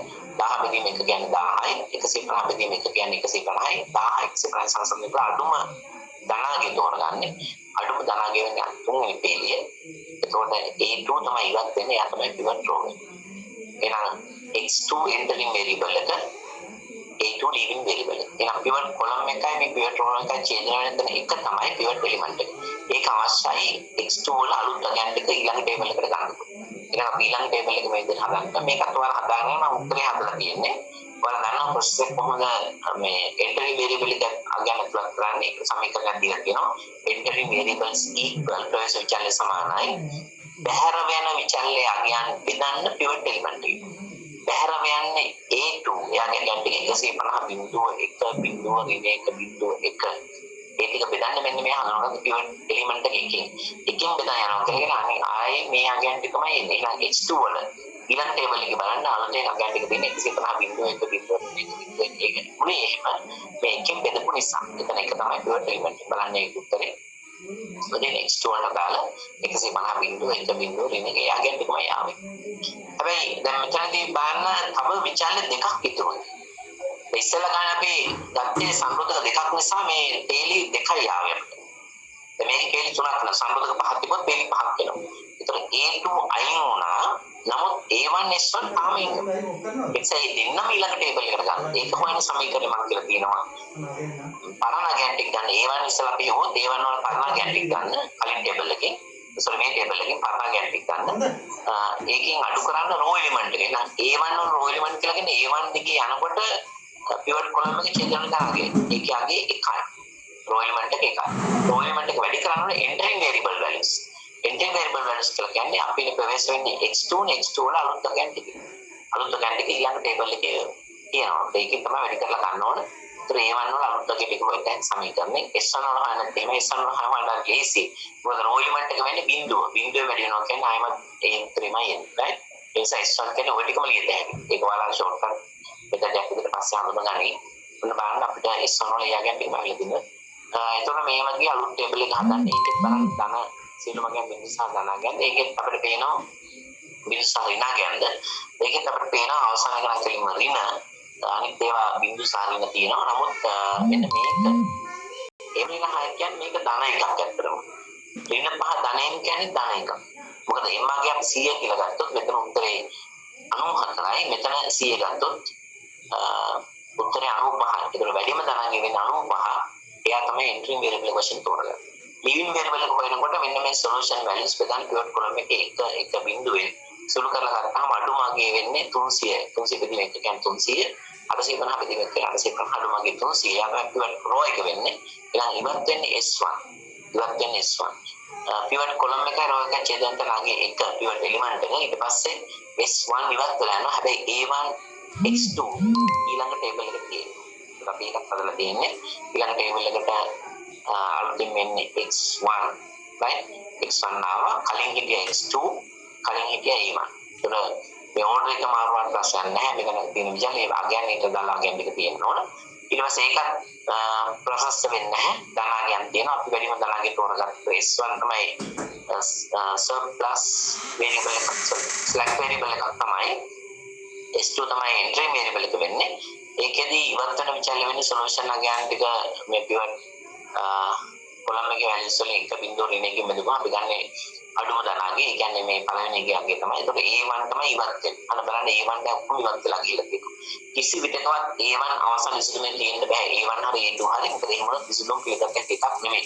මම ඒක ප්‍රස්තාවනා කරන විශේෂ අවස්ථාවලදී ඊළඟට මෙතනින් අපි ඊළඟ ටේබල් එකට ගියාම අන්න දැන් බලන්න CG මනසෙද්දී සියලු මාගයන් බිඳු සහ ඍණාගයන් යනවා. මේක තමයි ප්‍රශස්ත විසඳුම. කොහොමද ප්‍රශස්ත විසඳුම හඳුනගන්නේ? අපි කන්සිඩර් කරන්නේ සොලියුෂන් එකයි බේසික් කොලම් එකයි. ඒකෙදි මෙන්න මේ විචල්්‍ය වලට අපිට අවශ්‍ය ඩිසිෂන්ස් වේරියබල් එක කරමු ප්‍රධාන වශයෙන්. අපි ඒවට උත්තර හොයාගන්න x1 වල අගය 300යි x2 වගේ 700යි. හරි? වියදම අඩු කරන්න අපි x1 වලින් 300ක් අදනවා x2 වලින් 700ක් අඩු කරා. එතකොට යන මුළු වියදම තමයි z වලින් පෙන්වන්න කරන්නේ සොලියුෂන් කොලම් එකේ 5700. මේක තමයි තරණ අවම පිළිවෙල. මේ අඩුම වියදම අඩුම වෙන විදිහට නිෂ්පාදන සංග්‍රහය තමයි හඳුන්වන්න තියෙන්නේ. ඊළඟට S2 කියලා මෙතන එකක් තියෙනවා 550 කියන්නේ over requirements. වැඩිපුර තියෙන ප්‍රමාණය 550 කියන එක ඒක අත්‍යවශ්‍යම නැහැ ගානක හොත් විතර. නමුත් ප්‍රධාන වශයෙන් මතක තියාගන්න ඔප්ටිමම් සොලියුෂන් එක ඉන්ටර්ප්‍රිට් කරනකොට අපි ගන්න x1 x2 කියන decisions variable වල අගයන් ටික. right? කොච්චරයි කරන මේ ගාන අපි කම්ප්ලීට් කරලා තියෙනවා. මේක ඔයාලට තනියම ඉස්සෙල්ලා හදන්න. Tamanට මේ ගාන අර මම කියව ක්‍රමයට මේ අනුමෝසිතය පරිවර්තනය කර ගැනීමෙන් තොරව හදන්න පුළුවන් ඕන. සම්මත දිශ පරිවර්තනය කළා ZJ CJ කියන එක දාලා හදන්න. CJ ZJ change කරන්න. ZJ CJ කියලා එහෙමත් උත්තරේ හදන්න. එතකොට වෙනස වෙන්නේ ඔයාලා මේ අනුමෝසිතයෙන් කරන මිනිමයිස් වීමයි තියෙන්නේ. මේවා රින්න නෙමෙයි ධන වශයෙන් තියෙන්නේ. එතකොට change කරනවා CJ ZJ ඇසි ZJ CJ කියලා. එතකොට ටේබල් එක ගත්තත් මේ විදිහට වෙනවා. නමුත් මෙන්න මේ ZJ CJ කියන එක CJ ZJ කියන අනිත් පැත්ත වෙනස් වෙනවා. මෙතන අගයන් ඒ අනුව තීරණය වෙනවා. එතන අගයන් ගන්නකොට CJ වලින් තමයි මේ අගය අඩු කරන්නේ. ධන පහෙන් තමයි මේ අගය අඩු කරන්නේ. ඒ විදිහට තමයි එතන අගයන් ටික එන්නේ. ඒක වල ගාන හදන්න යන්න ඒ ක්‍රමයට හදුවත් මේ අගයම තමයි එන්නේ. අවසන් උත්තරෙත් එක තමයි එන්නේ. ඒ නිසා ක්‍රම දෙකම හදන්න උත්තර තියෙන නිසා Tamanට තනියම ගාන හදාගන්න පුළුවන්. මේක හරියට හදලා Tamanට පුළුවන් මොකක් හරියට හදාගන්න. ඒ කියන්නේ සරල ක්‍රමයේ පිළිබඳ හොඳ අවබෝධයක් වඩන්න තියෙනවා. ඒක මම කිව්වේ උත්තරේ බලන්න නැතුව මම ඉස්සෙල්ලා දුන්න ඇල්ගොරිතම් එක බලන්න. විසඳුම් ක්‍රියාවලිය බල එක ගානක් අපි හදුවා සලස්තරක් වශයෙන් ඒ ගාන නැවත කීපතාවක් හදලා අවබෝධය ගන්න. ඒකෙදි විශේෂයෙන්ම අර සමීකරණ භාවිත කරලා අගයන් ටික හොයාගන්න එක හරියට කරන්න. ඊට පස්සේ සාමාන්‍ය විදිහට ඔයාලට උත්තරේ හොයාගන්න පුළුවන්. එහෙනම් අපි එතනින් සරල ක්‍රමයේ තදාල මූලික කොටස අවසන් කරමු. අපි එහෙනම් ඊළඟට යමු. මේ ඒකජ ප්‍රකමන ශිල්ප ක්‍රමයට අදාළ විශේෂ අවස්ථා. මම ප්‍රස්තාව ක්‍රමෙත් මේ ගැන කතා කළා. විශේෂ අවස්ථා 4ක්. එකක් තමයි ශක්‍යතාවයකින් තොර විසඳුම. infeasibility කියලා කියනවා. ඒ කියන්නේ ශක්‍ය විසඳුම් කලාපයක් නොමැති ගැටලුවක්. මම ප්‍රස්තාව ක්‍රමයෙන් කොහොමද කියන එකත් දැන් පොඩි මතක් කිරීමක් කරන්න.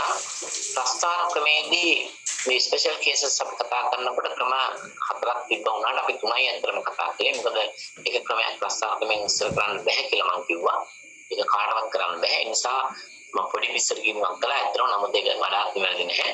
මම මෙතන ඇඳලා පෙන්නන්නම් කොහොමද infeasibility. එහෙම නැත්නම් මායංගත නොගැටුවක් කොහොමද ප්‍රස්තාව ක්‍රමයෙන් තුල හඳුනගන්නේ.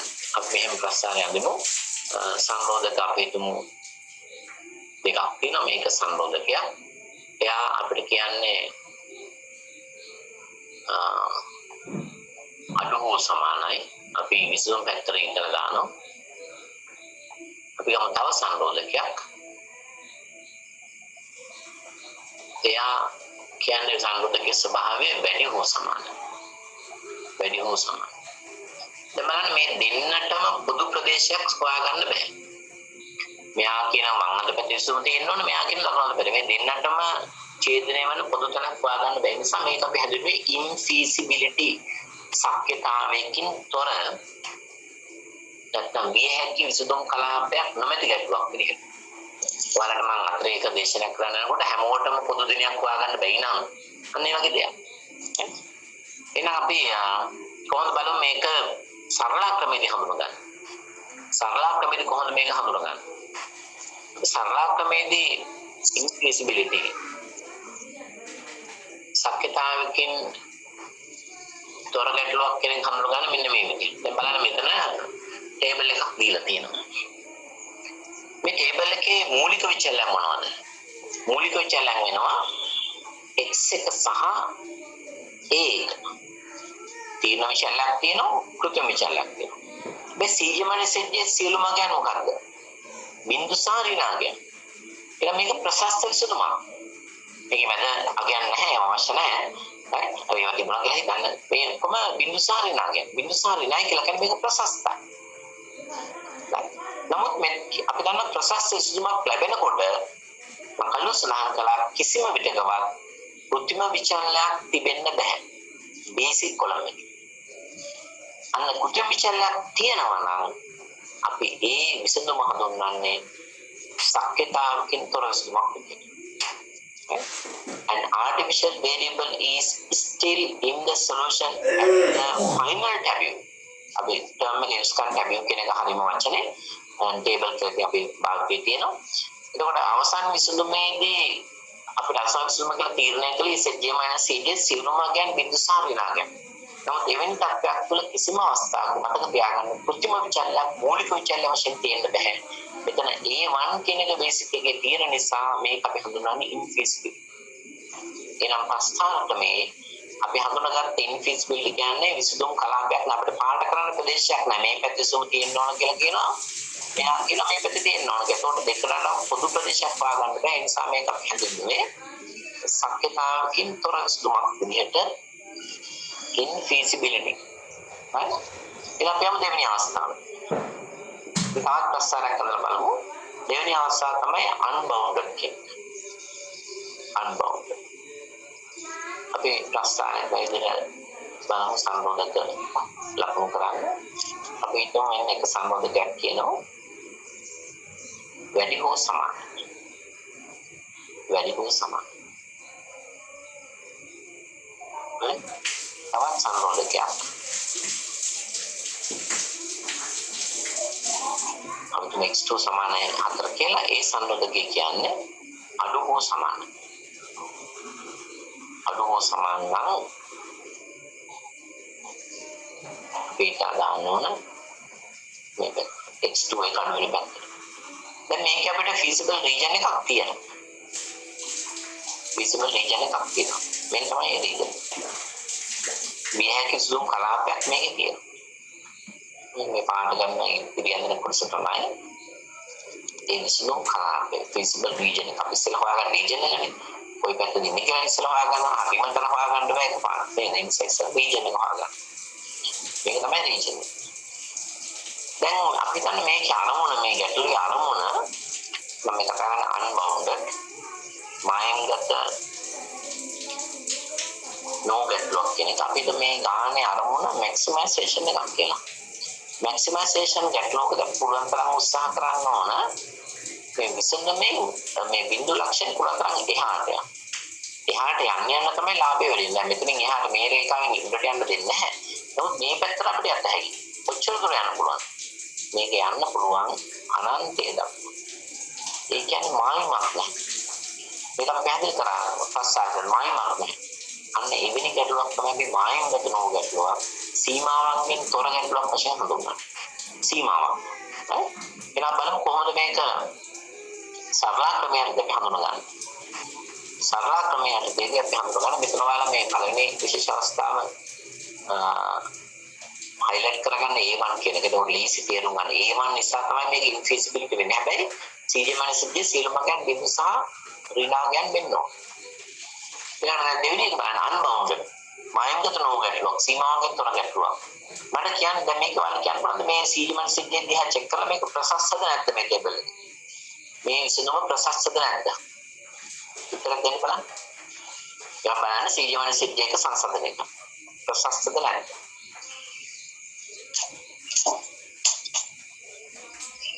කෙනෙක් මයින් කෝන් කරන් ඉන්නවා දෙන්නෙක් ඔෆ් කරත් හොඳයි. මලංගොඩ සහ PC වර්ක් කියලා. ඕකේ. ප්‍රශස්ත නැහැ කියලා උත්තර දෙනවා. හරි. ඇයි ප්‍රශස්ත නැත්තේ? ප්‍රශස්ත නැති වෙන්න හේතුව තමයි මේකේ ධන අගයක් තියෙනවා.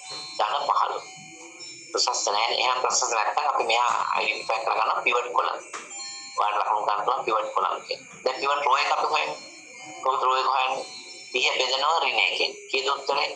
ඍණ 30. 10 බෙදනවා ඍණ දෙකෙන්. කීයද උත්තරේ? ඍණ 5යි. එහෙනම් අපිට ඉන්නේ ඍණ 30යි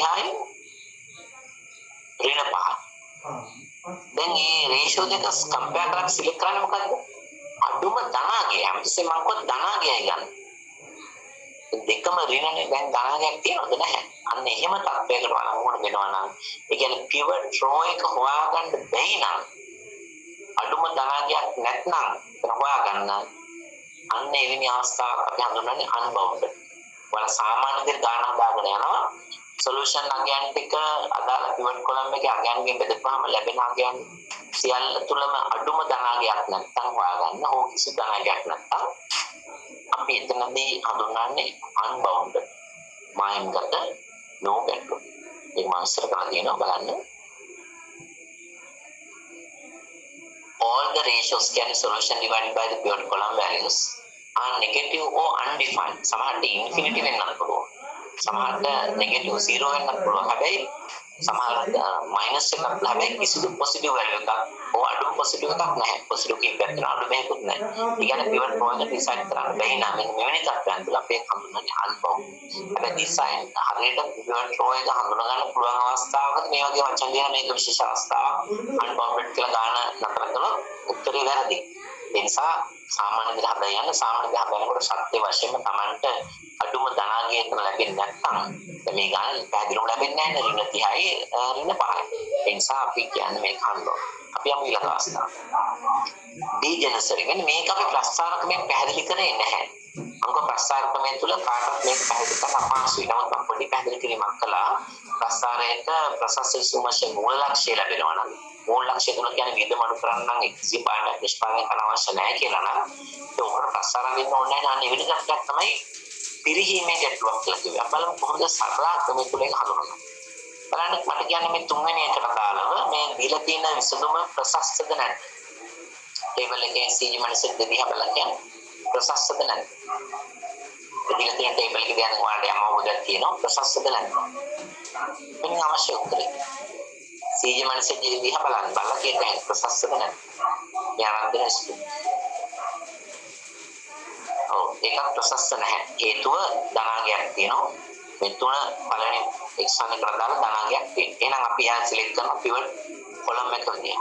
දැන් pivot row එක අපි හොයමු. 10 බෙදන්න 4න් එකෙන් 10 බෙදීම 4න් එක කියන්නේ 10 වැඩි කිරීම එකෙන් 4 ඒ කියන්නේ 40යි. 160 බෙදන්න 4න් 40යි. අන්න බලන්න අපි දෙන්නගෙම අගයන් හොයාගෙන යනකොට මේ එන්නේ සමාන ධනාගයන් දෙක. 10 බෙදනවා 4න් එකෙන් කියන්නේ 40යි. 160 බෙදීම 4 කියන්නේ 40යි. දැන් ප්‍රශ්නයක් කරලා කවුද තෝරගන්නේ? දෙන්නම සමානයි. අන්න එවැනි තත්ත්වයක් තුළ ඊළඟ අදහස් වෙන්නේ ඊළඟ විසඳුමට යන්න බෑ කියන ටේබල් එකට යන්න පුළුවන්.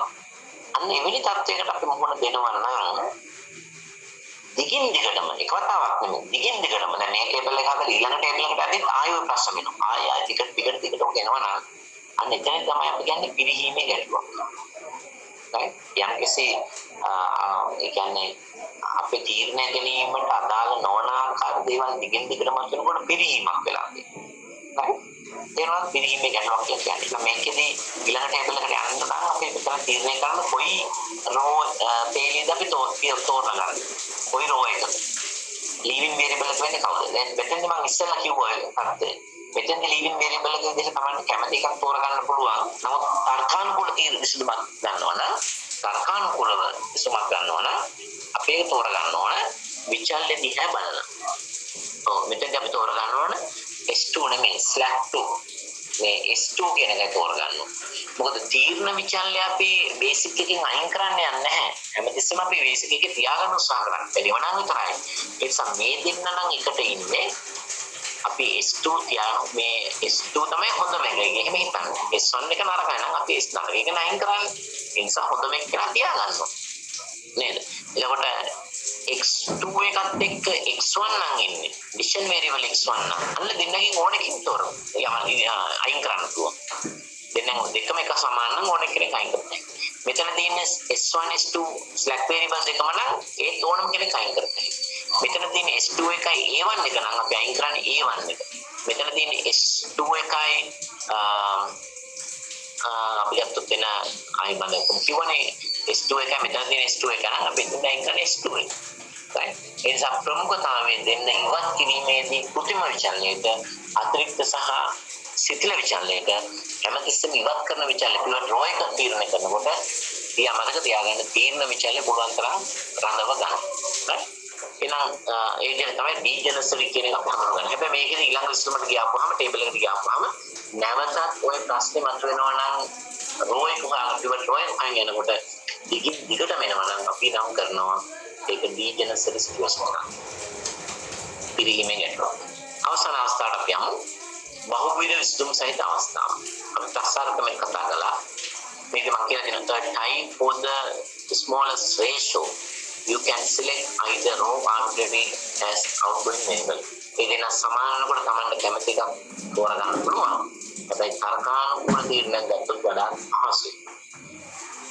ඊළඟට අපි යමු අවසාන අවස්ථාව alternative optimum solution නැත්නම් බහුවිධ විසඳුම් සහිත අවස්ථාවක්.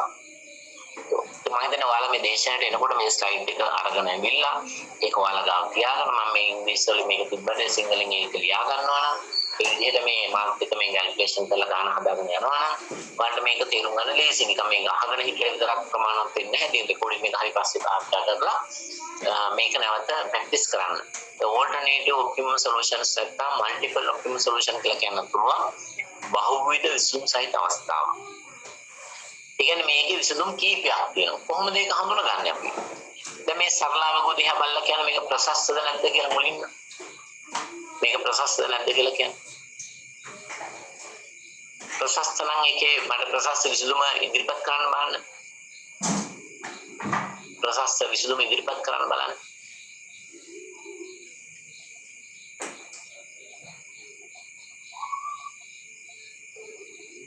පිළිතුරක් නැහැ. මේක ප්‍රශස්තද නැද්ද?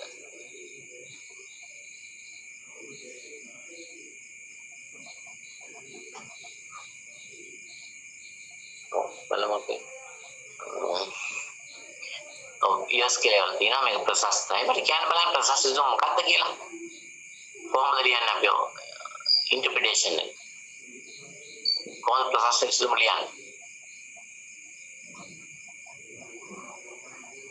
කලින් අපි දැක්කනේ ප්‍රශස්ත විසඳුම ලියන සොලියුෂන් කියලා ඔප්ටිමම් සොලියුෂන් කියලා අපි ලියනවා විචල්ලේ දාලා අගයන් එක මේ කොහොමද විසඳුම ලියන්න ඕන?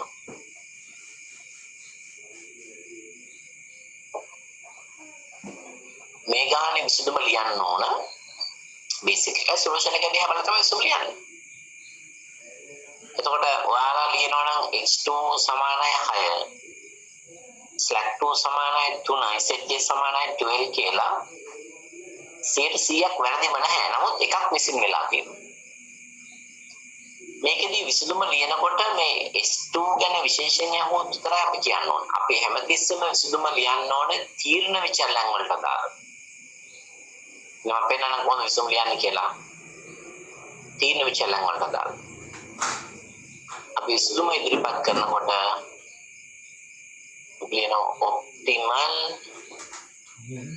මේ වචනයට අවශ්‍ය නැත්නම් සිංහලෙන් නම් ප්‍රශස්ත ඔප්ටිමල් solution. right අපි ගන්න මුලින්ම ගන්න x1. දැන් බලන්න බේසික් එකේ s1 නැහැ. ඒක කහිනා x1 ගන්න. ඇයි මේ අපි සරල ක්‍රමයේ හරි ප්‍රසාර ක්‍රමයේ හරි ගත්තේ අපි අර ගොඩනගාගත්තේ ඒකද ප්‍රකමන ආකෘතියට අදාළ අපි ආකෘතිය ගොඩනගනකොට මුලින්ම කරනවනේ තීරණ විචලන හඳුනා ගැනීම කියලා. x1 සමානයි x2 සමානයි කියලා ඩෙෆිනිෂන් එකක් දෙනවනේ අපි. අන්න ඒ දෙකේ අගයන්නේ හොයන්න අපි යන්නේ මෙතනදී.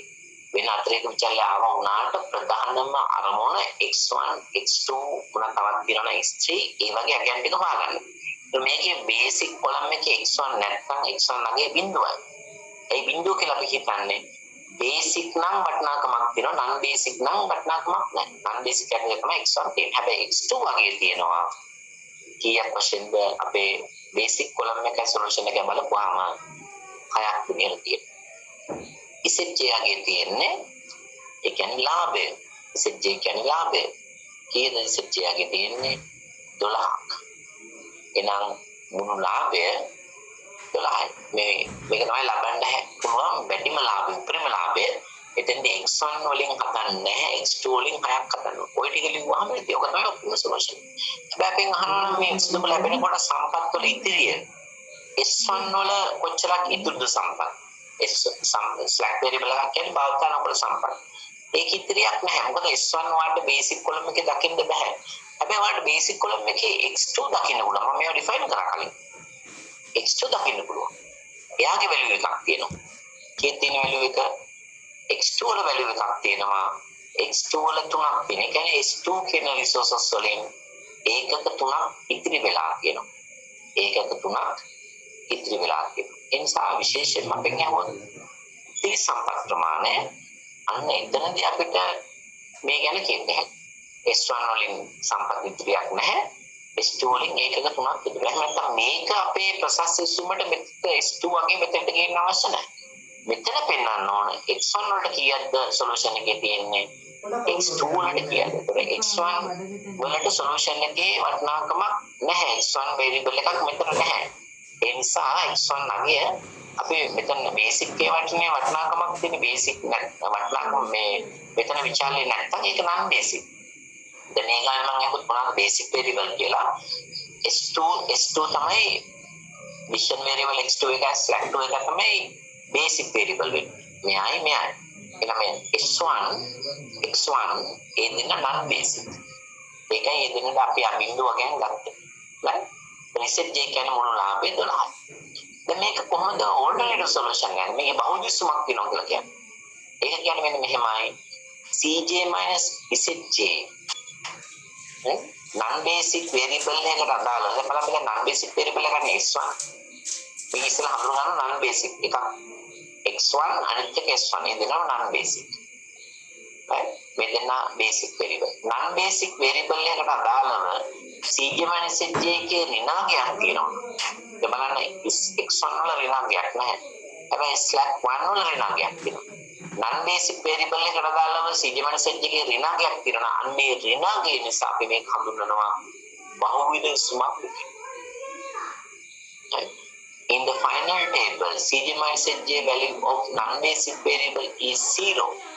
तो මේ final table එකේ S1 කියන්නේ non-basic variable එකක්. ඒ වගේම decision variable x1 කියන එකත් non-basic. හැබැයි එයාගේ Cj minus Zj එකේ තියෙන 0 එකක්. S1 වල තියෙන්නේ -2. අන්නේ minus එකක් තියෙන නිසා අපි මේක හඳුන්වනවා බහුවිධ විසඳුමක් වශයෙන්. හැබැයි මෙතන එක විසඳුමයි පෙන්නන්නේ. හැබැයි තව විසඳුමක් හොයාගන්න ඕන නම් ඔයාලට බහුද කියන්නේ එකකට වඩා වෙන විසඳුම් සංඛ්‍යාවක් තියෙනවනේ. අපි පස්සට මේක පැහැදිලිව දැක්කා. ABC කියන පොයින්ට්ස් තුනේ වැඩිම ලාභය A වලක් තියෙනවා B වලක් තියෙන නිසා එකකට වැඩිම ලාභයක් තියෙන අවස්ථා දෙකක් තිබුණොත් තුනක් තිබුණොත් අපි ඒක බහුද විසඳුමක්. එහෙනම් මේ එක ටේබල් එකක් තුලේ බහුද විසඳුම් පෙන්නන්නේ නැහැ. එක විසඳුමයි තියෙන්නේ. මේක විසඳුම තමයි x1 බිඳුවයි x2 6යි z12යි.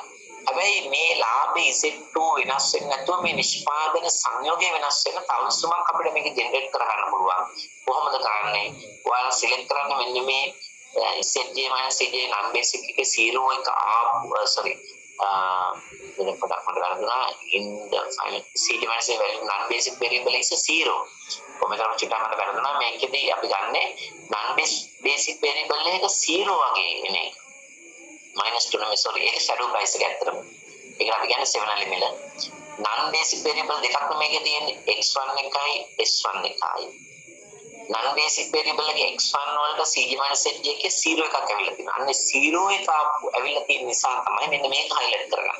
මේ වාක්‍යයෙන් කියන්නේ ඒකයි in the final table cj zj value of non basic variable is 0. non basic එකකට 0 එකක් cj zj එක ඇවිල්ලා තියෙනවා. මෙන්න මේ 0 එක නිසා අපි මේ විසඳුම හඳුන්වනවා මල්ටිපල් සොලියුෂන් කියලා. බහුවිධ විසඳුමක්. එහෙනම් මෙන්න මේ 0 එක ආපු ඒ කොලම් එක වල සිලෙක්ට් කරන්න පිවට් කොලම් කියලා. ඒතර මෙයා එන්ටරින් වේරියබල් එක වෙනවා. සොලියුෂන් අගයන්ට එක මේ පිවට් කොලම් එකේ වැලියුස් වලින් බෙදලා මෙතන හොයාගන්න පිවට් රෝ එක ලිවින් වේරියබල් එක. ඊට පස්සේ ආයෙ ටේබල් එක ඩෙවලොප් කරන්න. ඒ ටේබල් එක ඩෙවලොප් කරපුවාම මතක තියාගන්න මෙතනින් ඇත්තටම ඉවත් වෙන්නේ 6 වැඩි බෙදීම 2න් 3 කියන්නේ 2න් බෙදලා 3න් වැඩි කරනවා 9යි. මේකේ තුනනේ ඒතර ඉවත් වෙන්නේ S2 ඊළඟ ටේබල් එක හදනකොට S2 ඉවත් වෙනවා ඔයාලට එනවා x1 එක x2 ඒතර x1 x2 වලට සොලියුෂන් එකේ අගයන් දෙකක් ලැබෙයි හැබැයි Z අගය 12මයි ඒක වෙනස් වෙන්නේ නැහැ මුළු ලාභයේ ඒ අගයමයි වෙනස් වන එකම දේ නිෂ්පාදන සංයෝගය වෙනස් ඒකයි බහුවිධ සුමක් කියන්නේ අස්සාරකම අපි පැහැදිලිව මේක දැක්කා බහුවිධ සුමක් කියන කාරණේ තුල පොයින්ට්ස් දෙකකදී නිෂ්පාදන සංයෝගය වෙනස් හැබැයි එකම ලාභය උපරිම ලාභය ලබනවා නිසා මේකේ ඒ ඊළඟ විසඳුම පෙන්වන්නේ නැහැ ඔයාලට ඒක තව ටේබල් එකකට යන්න වෙනවා ඒ නිසා මෙයාලා පිවට් කොලම් විදිහට ගන්න පිවට් රෝ එක තීරණය කරන්න අලුත් ටේබල් විසඳුමක් ගොඩනගන්න බලපුවා ඒ විසඳුමේ ප්‍රසස් වෙලාවට ලැබෙන්නේ අනිවාර්යෙන්ම ඉසෙට්ටියාගේ 12මයි වෙනස් වෙන්නේ නැහැ වෙනස් වෙන එකම දේ මෙතන විචාර දෙක වෙනස් වෙලා මේ අගයන් දෙක වෙනස් වෙනවා ඒක තමයි බහුවිධ සුමක් කියලා කියන්නේ එහෙනම් කොහොමද ඒක හඳුනාගන්නේ මේක එක විසඳුමක් තිබුණත් මේක බහුවිධ කියලා කෙලින්ම කියන්නේ කොහොමද කියන්නේ the final table එක CDM and set J value of the non basic variable is 0 non basic එක 0 වෙනවා නම් අන්න ඒක නිසා තමයි අපි ඒක බහුවිධ විසඳුමක් වශයෙන් හඳුන්වන්නේ right එහෙනම් අපි ඒකද ප්‍රථමන ශිල්පකමකට අදාළ සියලුම දේවල් සාකච්ඡා කළා ඒකදී අපි ආසන වශයෙන් කතා කරේ විශේෂයෙන්ම non basic විශේෂ අවස්ථා හතර ඔයාලට මේක මොනවා හරි ගැටලු තියෙනවා පොඩ්ඩක් අපිට ඒක කතා කරන්න පුළුවන් එහෙම නැත්නම් අපිට ඊළඟ කොටසට යන්න පුළුවන් ඒත් මේ දක්වා අපි මම සමරි එකක් ඉදිරිපත් කරන්න මේ දක්වා අපි කතා කළේ ඒකද ප්‍රකමන ශිල්ප ක්‍රමය ඒකද ප්‍රකමන ශිල්ප ක්‍රමයේදී අපි දන්නවා මූලික වශයෙන්ම අපි කරන්න ඕන දෙයක් තමයි ඒකද ප්‍රකමන ආකෘතියක් ගොඩනගන්න මේ ආකෘතිය ගොඩනැගීම සඳහා ප්‍රධාන පියවර හතරක් අපි අනුගමනය කළා ඊට කලින් මම පොඩි මතක් කිරීමක් කරන්න මේ ශිල්ප ක්‍රමය භාවිත කරන්න ප්‍රධාන වශයෙන් සම්පූර්ණ මූලික අවශ්‍යතා හතක් තියෙනවා එකක් තමයි ඒකී අරමුණක් තියෙනවනේ සිංගල් ඔබ්ජෙක්ටිව් ඊළඟට දෙවෙනි එක තමයි සීමිත සම්පත් අවශ්‍යතාවය limited resources තුන්වෙනි එක තමයි linear relationship ඒකද සම්බන්ධතාවය කියන එක තියෙන්න ඕන deterministic parameters නිර්ණය සංගුණකයන් හඳුනගන්න තියෙන්න ඕන non negative constraint අසල විචලනයේ සීමාව ගැන කන්සිඩර් කරන්න ඕන ඊළඟට additivity එකතු කළ හැකි බව divisibility බෙදිය හැකි බව ඔය මූලික අවශ්‍යතා සියල්ල සම්පූර්ණ වෙනවා නම් තමයි ඒකද ප්‍රකමන ශිල්ප ක්‍රමය අපිට යොදා ගන්න හැකියාවක් ලැබෙන්නේ ඒකද ප්‍රකමන ශිල්ප ක්‍රමය යොදා ගන්නකොට අපි අනුගමනය කළ යුතු පියවර පහක් අපි කිව්වා ප්‍රථමයෙන් කරන්න ඕන ගැටලුව හඳුනා ගන්න එක ඊට දාලා තොරතුරු ඒක රාශී කිරීම සහ ආකෘතිය ගොඩනැගීම ආකෘතිය විසඳීම සහ ප්‍රතිඵල අර්ථකථනය සාමාන්‍යයෙන් ඔපරේෂන්ස් රිසර්ච් වලදී නැත්නම් මැනේජ්මන්ට් සයන්ස් වලදී ඔය පියවර පහ තුල තමයි අපි ක්‍රියාත්මක වෙන්නේ විශේෂයෙන් ඒකද ප්‍රකමන ශිල්ප ක්‍රමයට අදාළ ඔය පියවර පහෙන් අක්කව වඩා වැදගත්ම පියවර තමයි ආකෘතිය ගොඩනගා ගැනීම මේ ආකෘතිය ගොඩනගා ගැනීම අපි කතා කළා පියවර හතරකින් right පියවර හතරකින් කතා කළා දැන් මෙතන තියෙනවා ඒකද ප්‍රකමන ආකෘතියක් ඒ ආකෘතිය අපි මුලින්ම කරන්න ඕන මේ ආකෘතිය ගොඩනගාගෙන තීරණ විචලය හඳුනා ගන්න ඕන දැන් මේ ගන්න තීරණ විචලය වෙන්නේ x1 x2 කියන right x1 වලින් කියන්නේ මොකක් හරි භාණ්ඩයක නිෂ්පාදන ප්‍රමාණය x2 කියන්නේ භාණ්ඩයක නිෂ්පාදන ප්‍රමාණය ඉතල තීරණ විචලය හඳුනා ගන්න ඊට පස්සේ අරමුණු සිතේ ගොඩනගනවා මෙතන මේ අපි ගොඩනගලා තියෙන අරමුණු සිතේ අරමුණු උපරිම කිරීමක් වෙන්න පුළුවන් අවම කිරීමක් වෙන්න පුළුවන් ඒක දාලා සිතේ ගොඩනගනවා තුන්වෙනි පියවර සංරෝධක ගොඩනගන්න මෙතන මේ ගාන පේනවා සංරෝධක අපි තුනක් ගොඩනගනවා හතරවෙනි පියවර ආශ්‍රව විචලනයේ සීමාව ඇතුළත් කිරීම සියලුම තීරණ විචලන නැගේ බිඳුව හෝ ඊට වඩා වැඩියක් වෙන්න ඕන කියලා අපි non negative constraint එක ඔන්න පියවර හතර විතරයි ආකෘතිය ගොඩනගීම ප්‍රධාන වශයෙන් තීරණ විචලන හඳුනා ගන්නවා අරමුණු ස්පෙක් වශයෙන් ගොඩනගනවා සංරෝධක හඳුනගෙන සිතයන් ගොඩනගනවා අසුන විචලනයේ සීමාව ඇතුළත් කරනවා මේ ආකෘතිය ගොඩනගාගත්තන් පස්සේ ඒකට විසඳුමක් ලබා ගන්න ප්‍රධාන ක්‍රමය අපි කතා කළා දෙකක් එකක් තමයි ප්‍රස්තාරක විසඳුම් ක්‍රමය අනිත් එක තමයි සරල විසඳුම් ක්‍රමය ප්‍රස්තාරක විසඳුම් ක්‍රමය අපි යොදා ගන්නකොට අපි මුලින්ම කරන්නේ ඒකද ප්‍රකමන ආකෘතියට අදාළ සියලුම සංරෝධක සඳහා අසුන විචලනයේ සීමාව හැර ප්‍රස්තාරයක සරල රේඛා නිර්මාණය කරනවා අපි කණ්ඩායමක හොයාගෙන එක එක සංරෝධක අදාළ සරල රේඛා නිර්මාණය කරනවා නිර්මාණය කරලා අපි අසමානතා ලකුණු අනුව ලකුණු කරගන්න කොහෙද විසුතුම් ප්‍රදේශයේ තියෙන්නේ. අඩු හෝ සමාන නම් වම් අත පැත්තේ, වැඩි හෝ සමාන නම් දකුණු අත පැත්තේ, සමාන නම් රේඛාව මත. මේ විදිහට විසුතුම් ප්‍රදේශය ලකුණු කරගෙන සියලුම සංරෝධක වලට පොදු ප්‍රදේශය තෝරගන්නවා. අපි ඒක කියනවා we have විසුතුම් කලාපයේ physical region. විසුතුම් කලාපයේ ඒ විසුතුම් කලාපය ඉස්සලා හොයාගන්නවා. ඊට පස්සේ ක්‍රම තුනක් මම පැහැදිලි කරා. මේ ක්‍රම තුනෙන් හරියටම හොඳටම විසුතුම තියෙන තැන අපි හොයාගන්න. ප්‍රශස්ත විසුතුම් ස්ථානය. ඒකට භාවිත කරන ක්‍රම තුනක් සාකච්ඡා කළා. එකක් තමයි සමීක්ෂණ නිරීක්ෂණ ක්‍රමය search method එක. දෙවෙනි එක තමයි බැලුම් සැසඳීමේ ක්‍රමය නැත්නම් search slope comparison method. අපි ගැන දීර්ඝ වශයෙන් කතා කළේ නැහැ. තුන්වෙනි එක තමයි අපි isotropic isopos function method. සමලාභ සමපිරිවැස් ශ්‍රිත ක්‍රමය. ඔය ඕනම ක්‍රමයකට අපිට හොයාගන්න පුළුවන් ප්‍රශස්ත විසුතුම් ස්ථානය. ඊළඟට අපි ප්‍රස්තාර ක්‍රමයේ උපරිම කිරීමේ අරමුණු, අවම කිරීමේ අරමුණු සහ විශේෂාස්ථා තුනක් කතා කළා.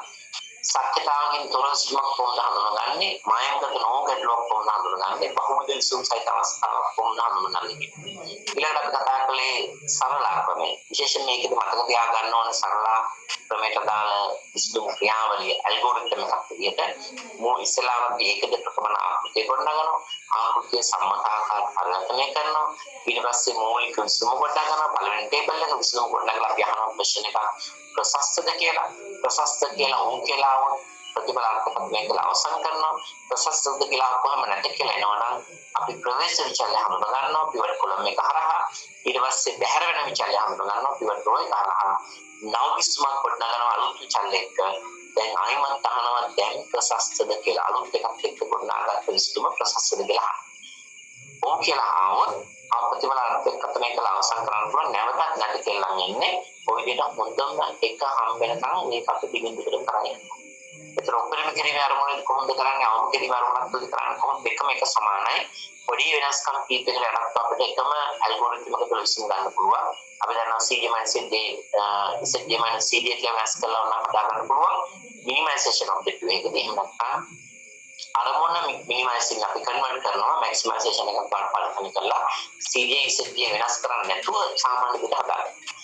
ඒකෙදි ප්‍රධාන විශේෂ අවස්ථා හතරක් කතා කළා. එකක් තමයි අපි හතරක් කතා කළේ එතනදී ප්‍රසාර ක්‍රම එකක් කරන්න අපහසු නිසා. මේකෙදි අපි කතා කළා සක්්‍යතාවකින් තොර විසුතුමක්, මායම්ගත නොවන ගැටලුවක්, ඒ වගේම අපි කතා කළා එතනදී බහුමුද විසුතුම් සහිත අවස්ථාවක් සහ පිරිහීමේ ගැටලුවක්. ඔය ටික තමයි ඔයාලගේ සිලබස් එකට අදාළව ඒකජ ප්‍රකරණ ශිල්ප ක්‍රමයට අදාළව කතා කළේ.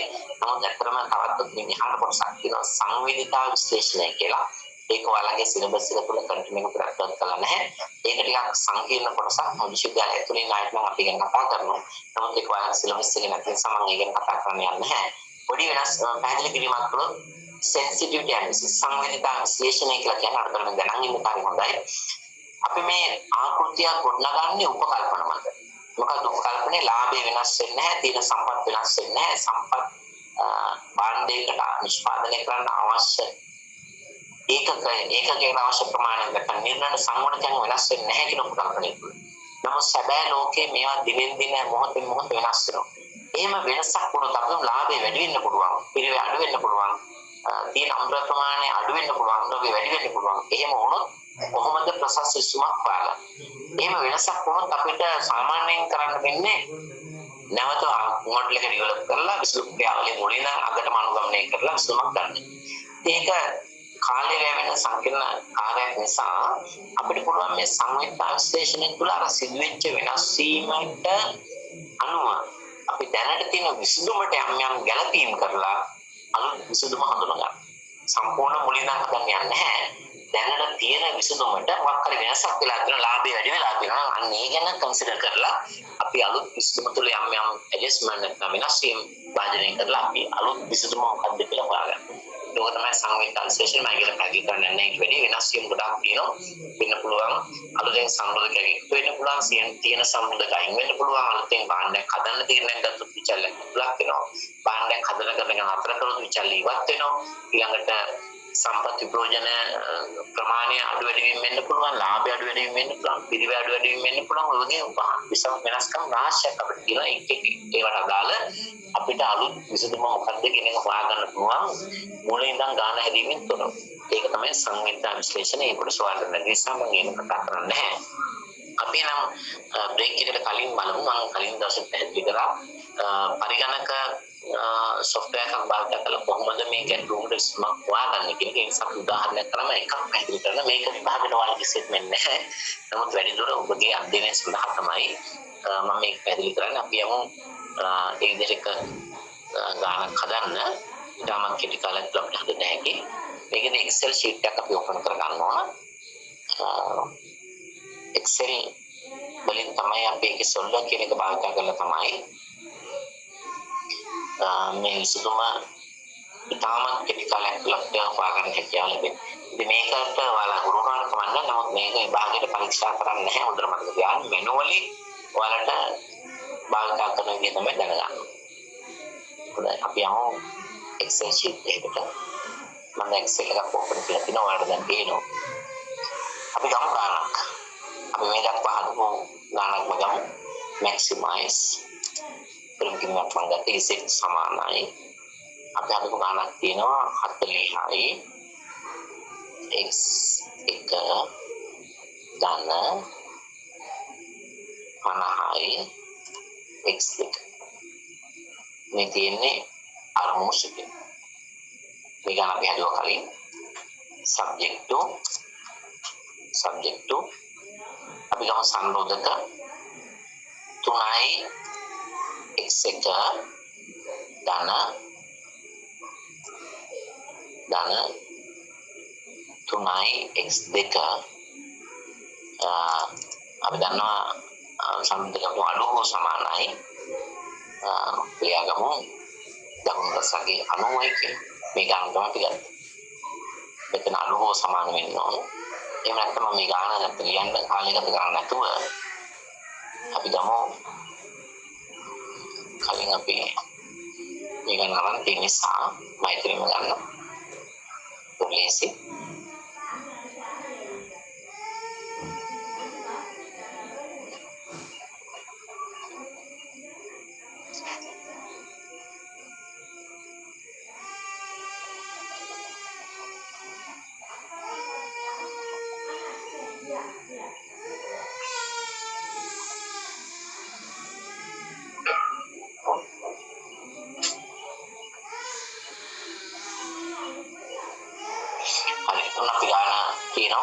ඉස්සල ගන්නම 40 ඉස්සල ගන්න 50x දෙක එකලා AB වල ලෙෆ්ට් ස්ටේට්ස් එකයි ලේබල් සහ රෝ මැටීරියල් දකුණු පසගේ 90 80 දෙකම අඩු සමානයි. ඕනම සම්බන්ධක අසමානතාවයක් අපිට කන්සිඩර් කරන්න පුළුවන්. අපි ඉස්සලම කරන්න ඕන මේක දානව මෙතනින් හඳුනා ගන්න ඕන විචල්‍ය ඒකක ලාභය අපිට තියෙන 40 එකක අනිත් එකේ 50 objective function එකේ එකක ලාභය. ඊට පස්සේ අපි දන්නා විචාර දෙකක් තියෙනවා x1 x2.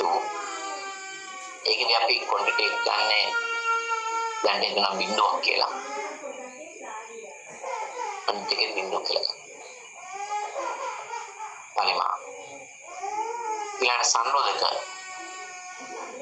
මෙතන බිඳුව කියලා ගත්තේ විචාරය. x1 x2 වල අදාළ ප්‍රමාණය දැන් බිඳුව කියලා අපි උපකල්පනය කරනවා. පළවෙනි සංරෝධකයේ අපි ගත්තොත් දෙකේ තුන සංගුණකයේ තියෙන x1 3යි x2 3යි ඊට පස්සේ අපි යනවා දකුණු පසගේ 90. දෙවෙනි සංරෝධකයේ අපිට තියෙන 2යි 4යි දකුණු පසගේ 80 අසමානතා ලකුණු අවශ්‍ය නැහැ. අපි මූලික හරය තමයි මෙතනින් ගත්තේ 40 50 කියන්නේ ඒකක ලාභය. x1 x2 අපි ගත්ත උපකල්පනය කරා ශූන්‍ය ගන්න විදිහට විශාල තුනක් આવොත් ඊළඟේ x බිඳුවයි මොන x3 වලට දාලා සංරෝධක දෙකක් නිසා අපි ගත්ත අසම විචලන සීමාව ගන්න නැහැ. දැන් මෙතෙන්ද අපි මුලින්ම මේ ඔයාලා යනවා ෆයිල් කියන එකට ගිහිල්ලා මේකේ ඔයාලා කෙලින්ම මේක භාවිත කරන්න බෑ. මේකදී ඔප්ෂන්ස් වලට ගිහිල්ලා add in කියන එක select කරන්න ඕනේ මෙතන. Excel sheet එක ගත්ත ගමන් මේක යූස් කරන්න බෑ. ඒකට solver කියන එක ගන්න ඕනේ. solver තමයි මේකේ පාවිච්චි කරන පැකේජ් එක. Excel වලට ගිහලා මම ආවද කියන්න. Excel වලට ගිහිල්ලා මම Excel ෆයිල් එක ඕපන් කරගෙන ෆයිල් එකේ ඔප්ෂන්ස් වලට ගිහිල්ලා මේ ටේබල් එකේ add in කියන එක select කරන්න. දැන් මම already select කරලා තියෙන නිසා ඒක මට මෙයා වෙන්නේ නැහැ. ඊට පස්සේ okay කරන්න. මෙතන ඔයාලට add in කියලා එනවා. add in solver කියලා මෙතන පේන්න තියෙනවා. දැන් ඔය එක link වුණා. add in solver කියන එක තියෙනවා. ඊට පස්සේ මේක okay කරන්න. okay කරාට පස්සේ ඔයාලගේ data කියන එකට ගියොත් මෙතනදී මේ අවසාන තැන solver කියන එක අවිලා තියෙනවා. right? අවසානයේ solver කියන එක තියෙනවා. මම නැවත කියන්නේ file යන්න option යන්න ඒකෙදි මෙන්න මේ add ins කියන එක select කරන්න. ඒතර මේ වගේ table එකක් එයි. ඒක ඔයාලට පේනවා මෙතන highlight වෙලා තියෙනවා add in. ඒක highlight වෙලා නැත්නම් ඔයාලා highlight කරන්න. දැන් මේක මම already කරලා තියෙන නිසා ඊට පස්සේ okay කරන්න. okay කරාට පස්සේ ඔයාලා ඉන්නේ form එකේ නම් data කියන file එකට යන්න මෙතන උඩින්. data එකට ගියාම මෙන්න මේ කෙරෝලේ ඔයාලට පේනවා solver කියන එකක් තියෙනවා. දැන් ඒක ක්ලික් කරන්න. solver no විදිහට එකක් එනවා. ඒක යනවා set objectives පළවෙනි. මෙන්න මේ රත් පාට මේ කොටස ක්ලික් කරලා තමයි අපි බලන්නේ ප්ලස් එකම ඊට කලින් තව දෙයක් තියෙනවා. මේකේ ඒක අපි කරලා ෆෝමියුලාස් ටික හදා ගන්න ඕන. මෙතනින් අපි objective function එක ගාවට ගිහිල්ලා ඉස්සලාම අපි මෙතන ගන්නේ sum product කියන එක. සමාන ලකුණු දාලා type කරන්න sum sum product කියලා type කරනකොට මෙන්න මේක වලට අගා select කරන්න. sum product එක select කරලා මුලින්ම පෙන්නන්න මෙන්න මේ ඒකක ලාභය. කමාවක් දාලා පෙන්නන්න මේ quantity එක. දැන් වරණක් වහන්න. කළා enter කරන්න. right පැහැදිලිද අපි කරේ මොකද්ද? මුලින්ම අපි මනාන්තර එක ලින්ක් කරලා පැහැදිලි කරන්න. අපි මෙතෙන්ට ගියා. මේ objective function එකකින් සමාන ලකුණු ගහලා type කරන්න sum product කියලා උපම වචන ගහන්න ඕනේ. ඒකට කෙලින් මෙතන sum product කියන එක අපි ඒක select කරා. select කරලා highlight කරන්න මේ ඒකක ලාභය කමාවක් දාන්න. ඊට පස්සේ highlight කරන්න quantity එක බිඳුවක් වශයෙන් අපි තියාගන්නේ. දැන් වහන්න වහලා enter කරන්න. ඊළඟට යන්න සංරෝධක වලට. එතන type කරන්න සමාන ලකුණු දාලා sum කියලා ගහනකොට අපිට මේ sum product එක select කරන්න ඕනේ. double click කරලා select කරලා පෙන්නන්න පළවෙනි සංරෝධකයේ values දෙක. කමාවක් දාලා ඒක වැඩි කරන්න මෙන්න මේ quantity එකේ. මොකද 3 වැඩි වෙනවා x1 වලින් 3 වැඩි වෙනවා x2 වලින්. ඒක තමයි අපේ ඔරිජිනල් එකේ වහන්න enter කරන්න. ඊළඟ සංරෝධකයට යන්න ඒත් එහෙමයි සමාන ලකුණ sum කියලා type කරන්න. ඒකට sum product තමයි select කරන්න ඕන. කරලා මේ සංරෝධකයේ deterministic parameters ටික highlight කරන්න. කමාවක් දාන්න. කමාවක් දාලා ඒක වැඩි කරන්න මෙන්න මේ quantity එක. හැම කිසිම quantity එක වැඩි වෙනවා. මොකද මේ පාඩ වෙනවා මේ එතන x1 x2 වලින් වැඩි වෙලා තියෙනවා. වැඩි කරලා ඒක වහලා enter කරන්න. ඔච්චරයි. දැන් අපිට පුළුවන් solver එකට ගිහිල්ලා මෙතන ක්ලික් කරන්න. කරලා පෙන්නන්න මෙන්න මේ set objective කියන එක ආපහු ක්ලික් කරන්න. එතනට මේ agent කියනවා. මෙතන බලන්න objective එකකින් maximize minimize මොකක්ද කියන එක. අපේ objective maximize already ක්ලික් කරලා තියෙන්නේ. changing variable cells කියන එක මෙතන ක්ලික් කරලා variable cells මෙන්න මේ දෙක highlight කරන්න. right දැන් අපි add කරන්න ඕන constraints. add කරන්න constraint වලදී අපි ඉස්සෙල්ලා ගමු මේක ක්ලික් කරලා ගන්න cell reference කියන එකේදී මෙන්න මේ අපි හදාගත්ත එක ආවම මෙතන ක්ලික් කරන්න. මෙතන ගන්න constraint type එක අඩු හෝ සමාන වැඩි හෝ සමානද අපි ඉතින් අඩු හෝ සමාන ක්ලික් කරන්න. constraint එකේ දකුණු පස්සගේ අපි ගන්නේ right. okay දැන් මෙතන okay කරන්න. ඔන්න පළවෙනි constraint එක මෙතන ඇතුළත් වෙලා තියෙනවා. තව එකක් තියෙන සායමෝ add කරන්න. ඉස්සර select කරන්න cell reference select කරලා මේක විතර අපි හදාගත්ත සීනු එක පෙන්වන්න. constraint type එක same වෙනස් වෙන්නේ නැහැ. ලකුණු ප්‍රසංගය 80 click කරන්න ආපහු OK කරන්න. දැන් constraint දෙක නිසා මෙතන constraints දෙකයි තුනක් තව තුනයි ඉන්නේ තමයි එන්නේ. දැන් මෙතනද solver කියන එක අපි click කරන්න කලින් මෙතන ගිහලා බලන්න අපිට අවශ්‍ය simplex LP answer එක select කරලා අපි solver click කරා. එතකොට අපිට එනවා answer එක එනවා. ඕන sensitivities ඕන ගන්න හැකි. දැන් ඒක අපිට අදාළ නැති සමහරක් ගන්න යන්නේ නැහැ. ඕන එකක් click කරාම ඒකත් එනවා. ඊට පස්සේ OK කරා. OK කරාම අපිට උත්තරේ එනවා. දැන් බලන්න අපි මේ ගාන හදලා තියෙනවා. right මේ උත්තරේ අපිට ඇවිල්ලා තියෙනවා. 1300 මේ බලන්න දැන් ඉස්සලා හදාගත්ත එක වෙනස් වෙනවා. 1300 මුළු ලාභය. right මෙතන අපි බිංදුව තිබ්බේ දැන් ඒකේ 20යි 10යි කියලා ඇවිල්ලා තියෙනවා. x1 වලින් 20ක් හදාන්න x2 වලින් 10ක් හදන්න ඕන. ඊළඟට මෙතන 90 කියලා තමයි අපි හදාගත්ත values වලට ඇවිල්ලා තියෙන්නේ. ඒ කියන්නේ ඒ සම්පත් දෙක raw material labor සහ raw material fully utilize සම්පූර්ණ මේක සම්පූර්ණ answer sheet එක ගන්න හැකි. answer report එක මේ තියෙන answer එක. මේ තියෙන answer report එක. එතකොට මේකේ මුළු ලාභය 1300යි. එතකොට ඒකෙදි මේ හදන්න ඕන ප්‍රමාණය තමයි මෙතන තියෙන්නේ 20යි 10යි x1 වලින් 20යි x2 වලින් 10යි ඊළඟ remaining resources slack වලින් වෙන remaining resources ඒ දෙක බිඳුවයි right බිඳුව දෙකකින් තියෙන්නේ ඔය විදිහට අපිට ගන්න පුළුවන් සම්පූර්ණ අපේ විසඳුම right ඒක හරි ලේසි මේ නමුත් මම කියන්නේ මේකට මොකද වෙන්න එපා මේ දෙක පැහැදිලි කිරීමක් මම මෙතන කළේ ඔය විදිහට ඕනම තීරණ විචලන සංඛ්‍යාවක් හැදුවා සමහර ගණන් තීරණ විචලන 18 ඒ වගේ එකක් වුණා මේකට වැලුවට ගන්න කලින් තාම ශනිකව මේ උත්තරේ ගන්න හැකි දැන් අපි සිලෙක්ට් කරා නම් sensitivity analysis කියන එක අපිට මේ ඒ පිළිතුර ගන්නත් පුළුවන් දැන් මෙතන අපි සොල්ලකට ගිහිල්ලා මේ ටිකක් සිදුවනකොට අපි සිලෙක්ට් කරා නම් දැන් මුලින්ම යන්න වෙනවා හරි මෙතන යන්න පුළුවන් sensitivity analysis කියන එක අපිට OK කරාම ඒ ටිකක් අපිට එනවා. දැන් බලන්න එතන මේ reports වලට අමතරව sensitivity reports කියන එකත් ඇවිල්ලා තියෙනවා. ඒකෙන් තමයි පෙන්වන්නේ අර shadow prices එහෙම. දැන් shadow price තියෙනවනේ මෙතන. දැන් බලන්න පළවෙනි එකේ shadow price එක ඔයාලා කලින් හදපු ගාන මතක නම් 15යි. sorry shadow price එක මෙතන. නෑ එතන shadow price මේ තියෙන්නේ අතර මේක මම පැහැදිලි කරන්න යන්නේ sensitivity analysis කියන්නේ මේ වෙනස් වීම වලට අනුව එතන වෙන තත්ත්වයන් range value ඒවා මම පැහැදිලි කරන්න අවශ්‍ය නැහැ. නමුත් මේ report එකේ තාම passing ගන්න හැකියි. report එක passing ගන්න හැකියි. ප්‍රොවිඩර් තමයි අපි මෙන්න මෙතනින් බලත හැකි ඉතිරි සම්පත් ප්‍රමාණය 90 කිසිවක් ඉතිරි වෙලා නැහැ fully utilize සම්පූර්ණම භාග කරලා තියෙනවා. නිෂ්පාදනය සඳහා ඔයාලට අදාළව ආන්සර් report එක ගත්තාම ප්‍රමාණවත්.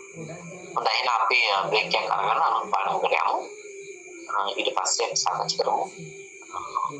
මොනවා ගැන දුන්නොත් මේක දාලා linear programming වල දාලා ඉන්නකොට පස්සේ සාකච්ඡා කරමු.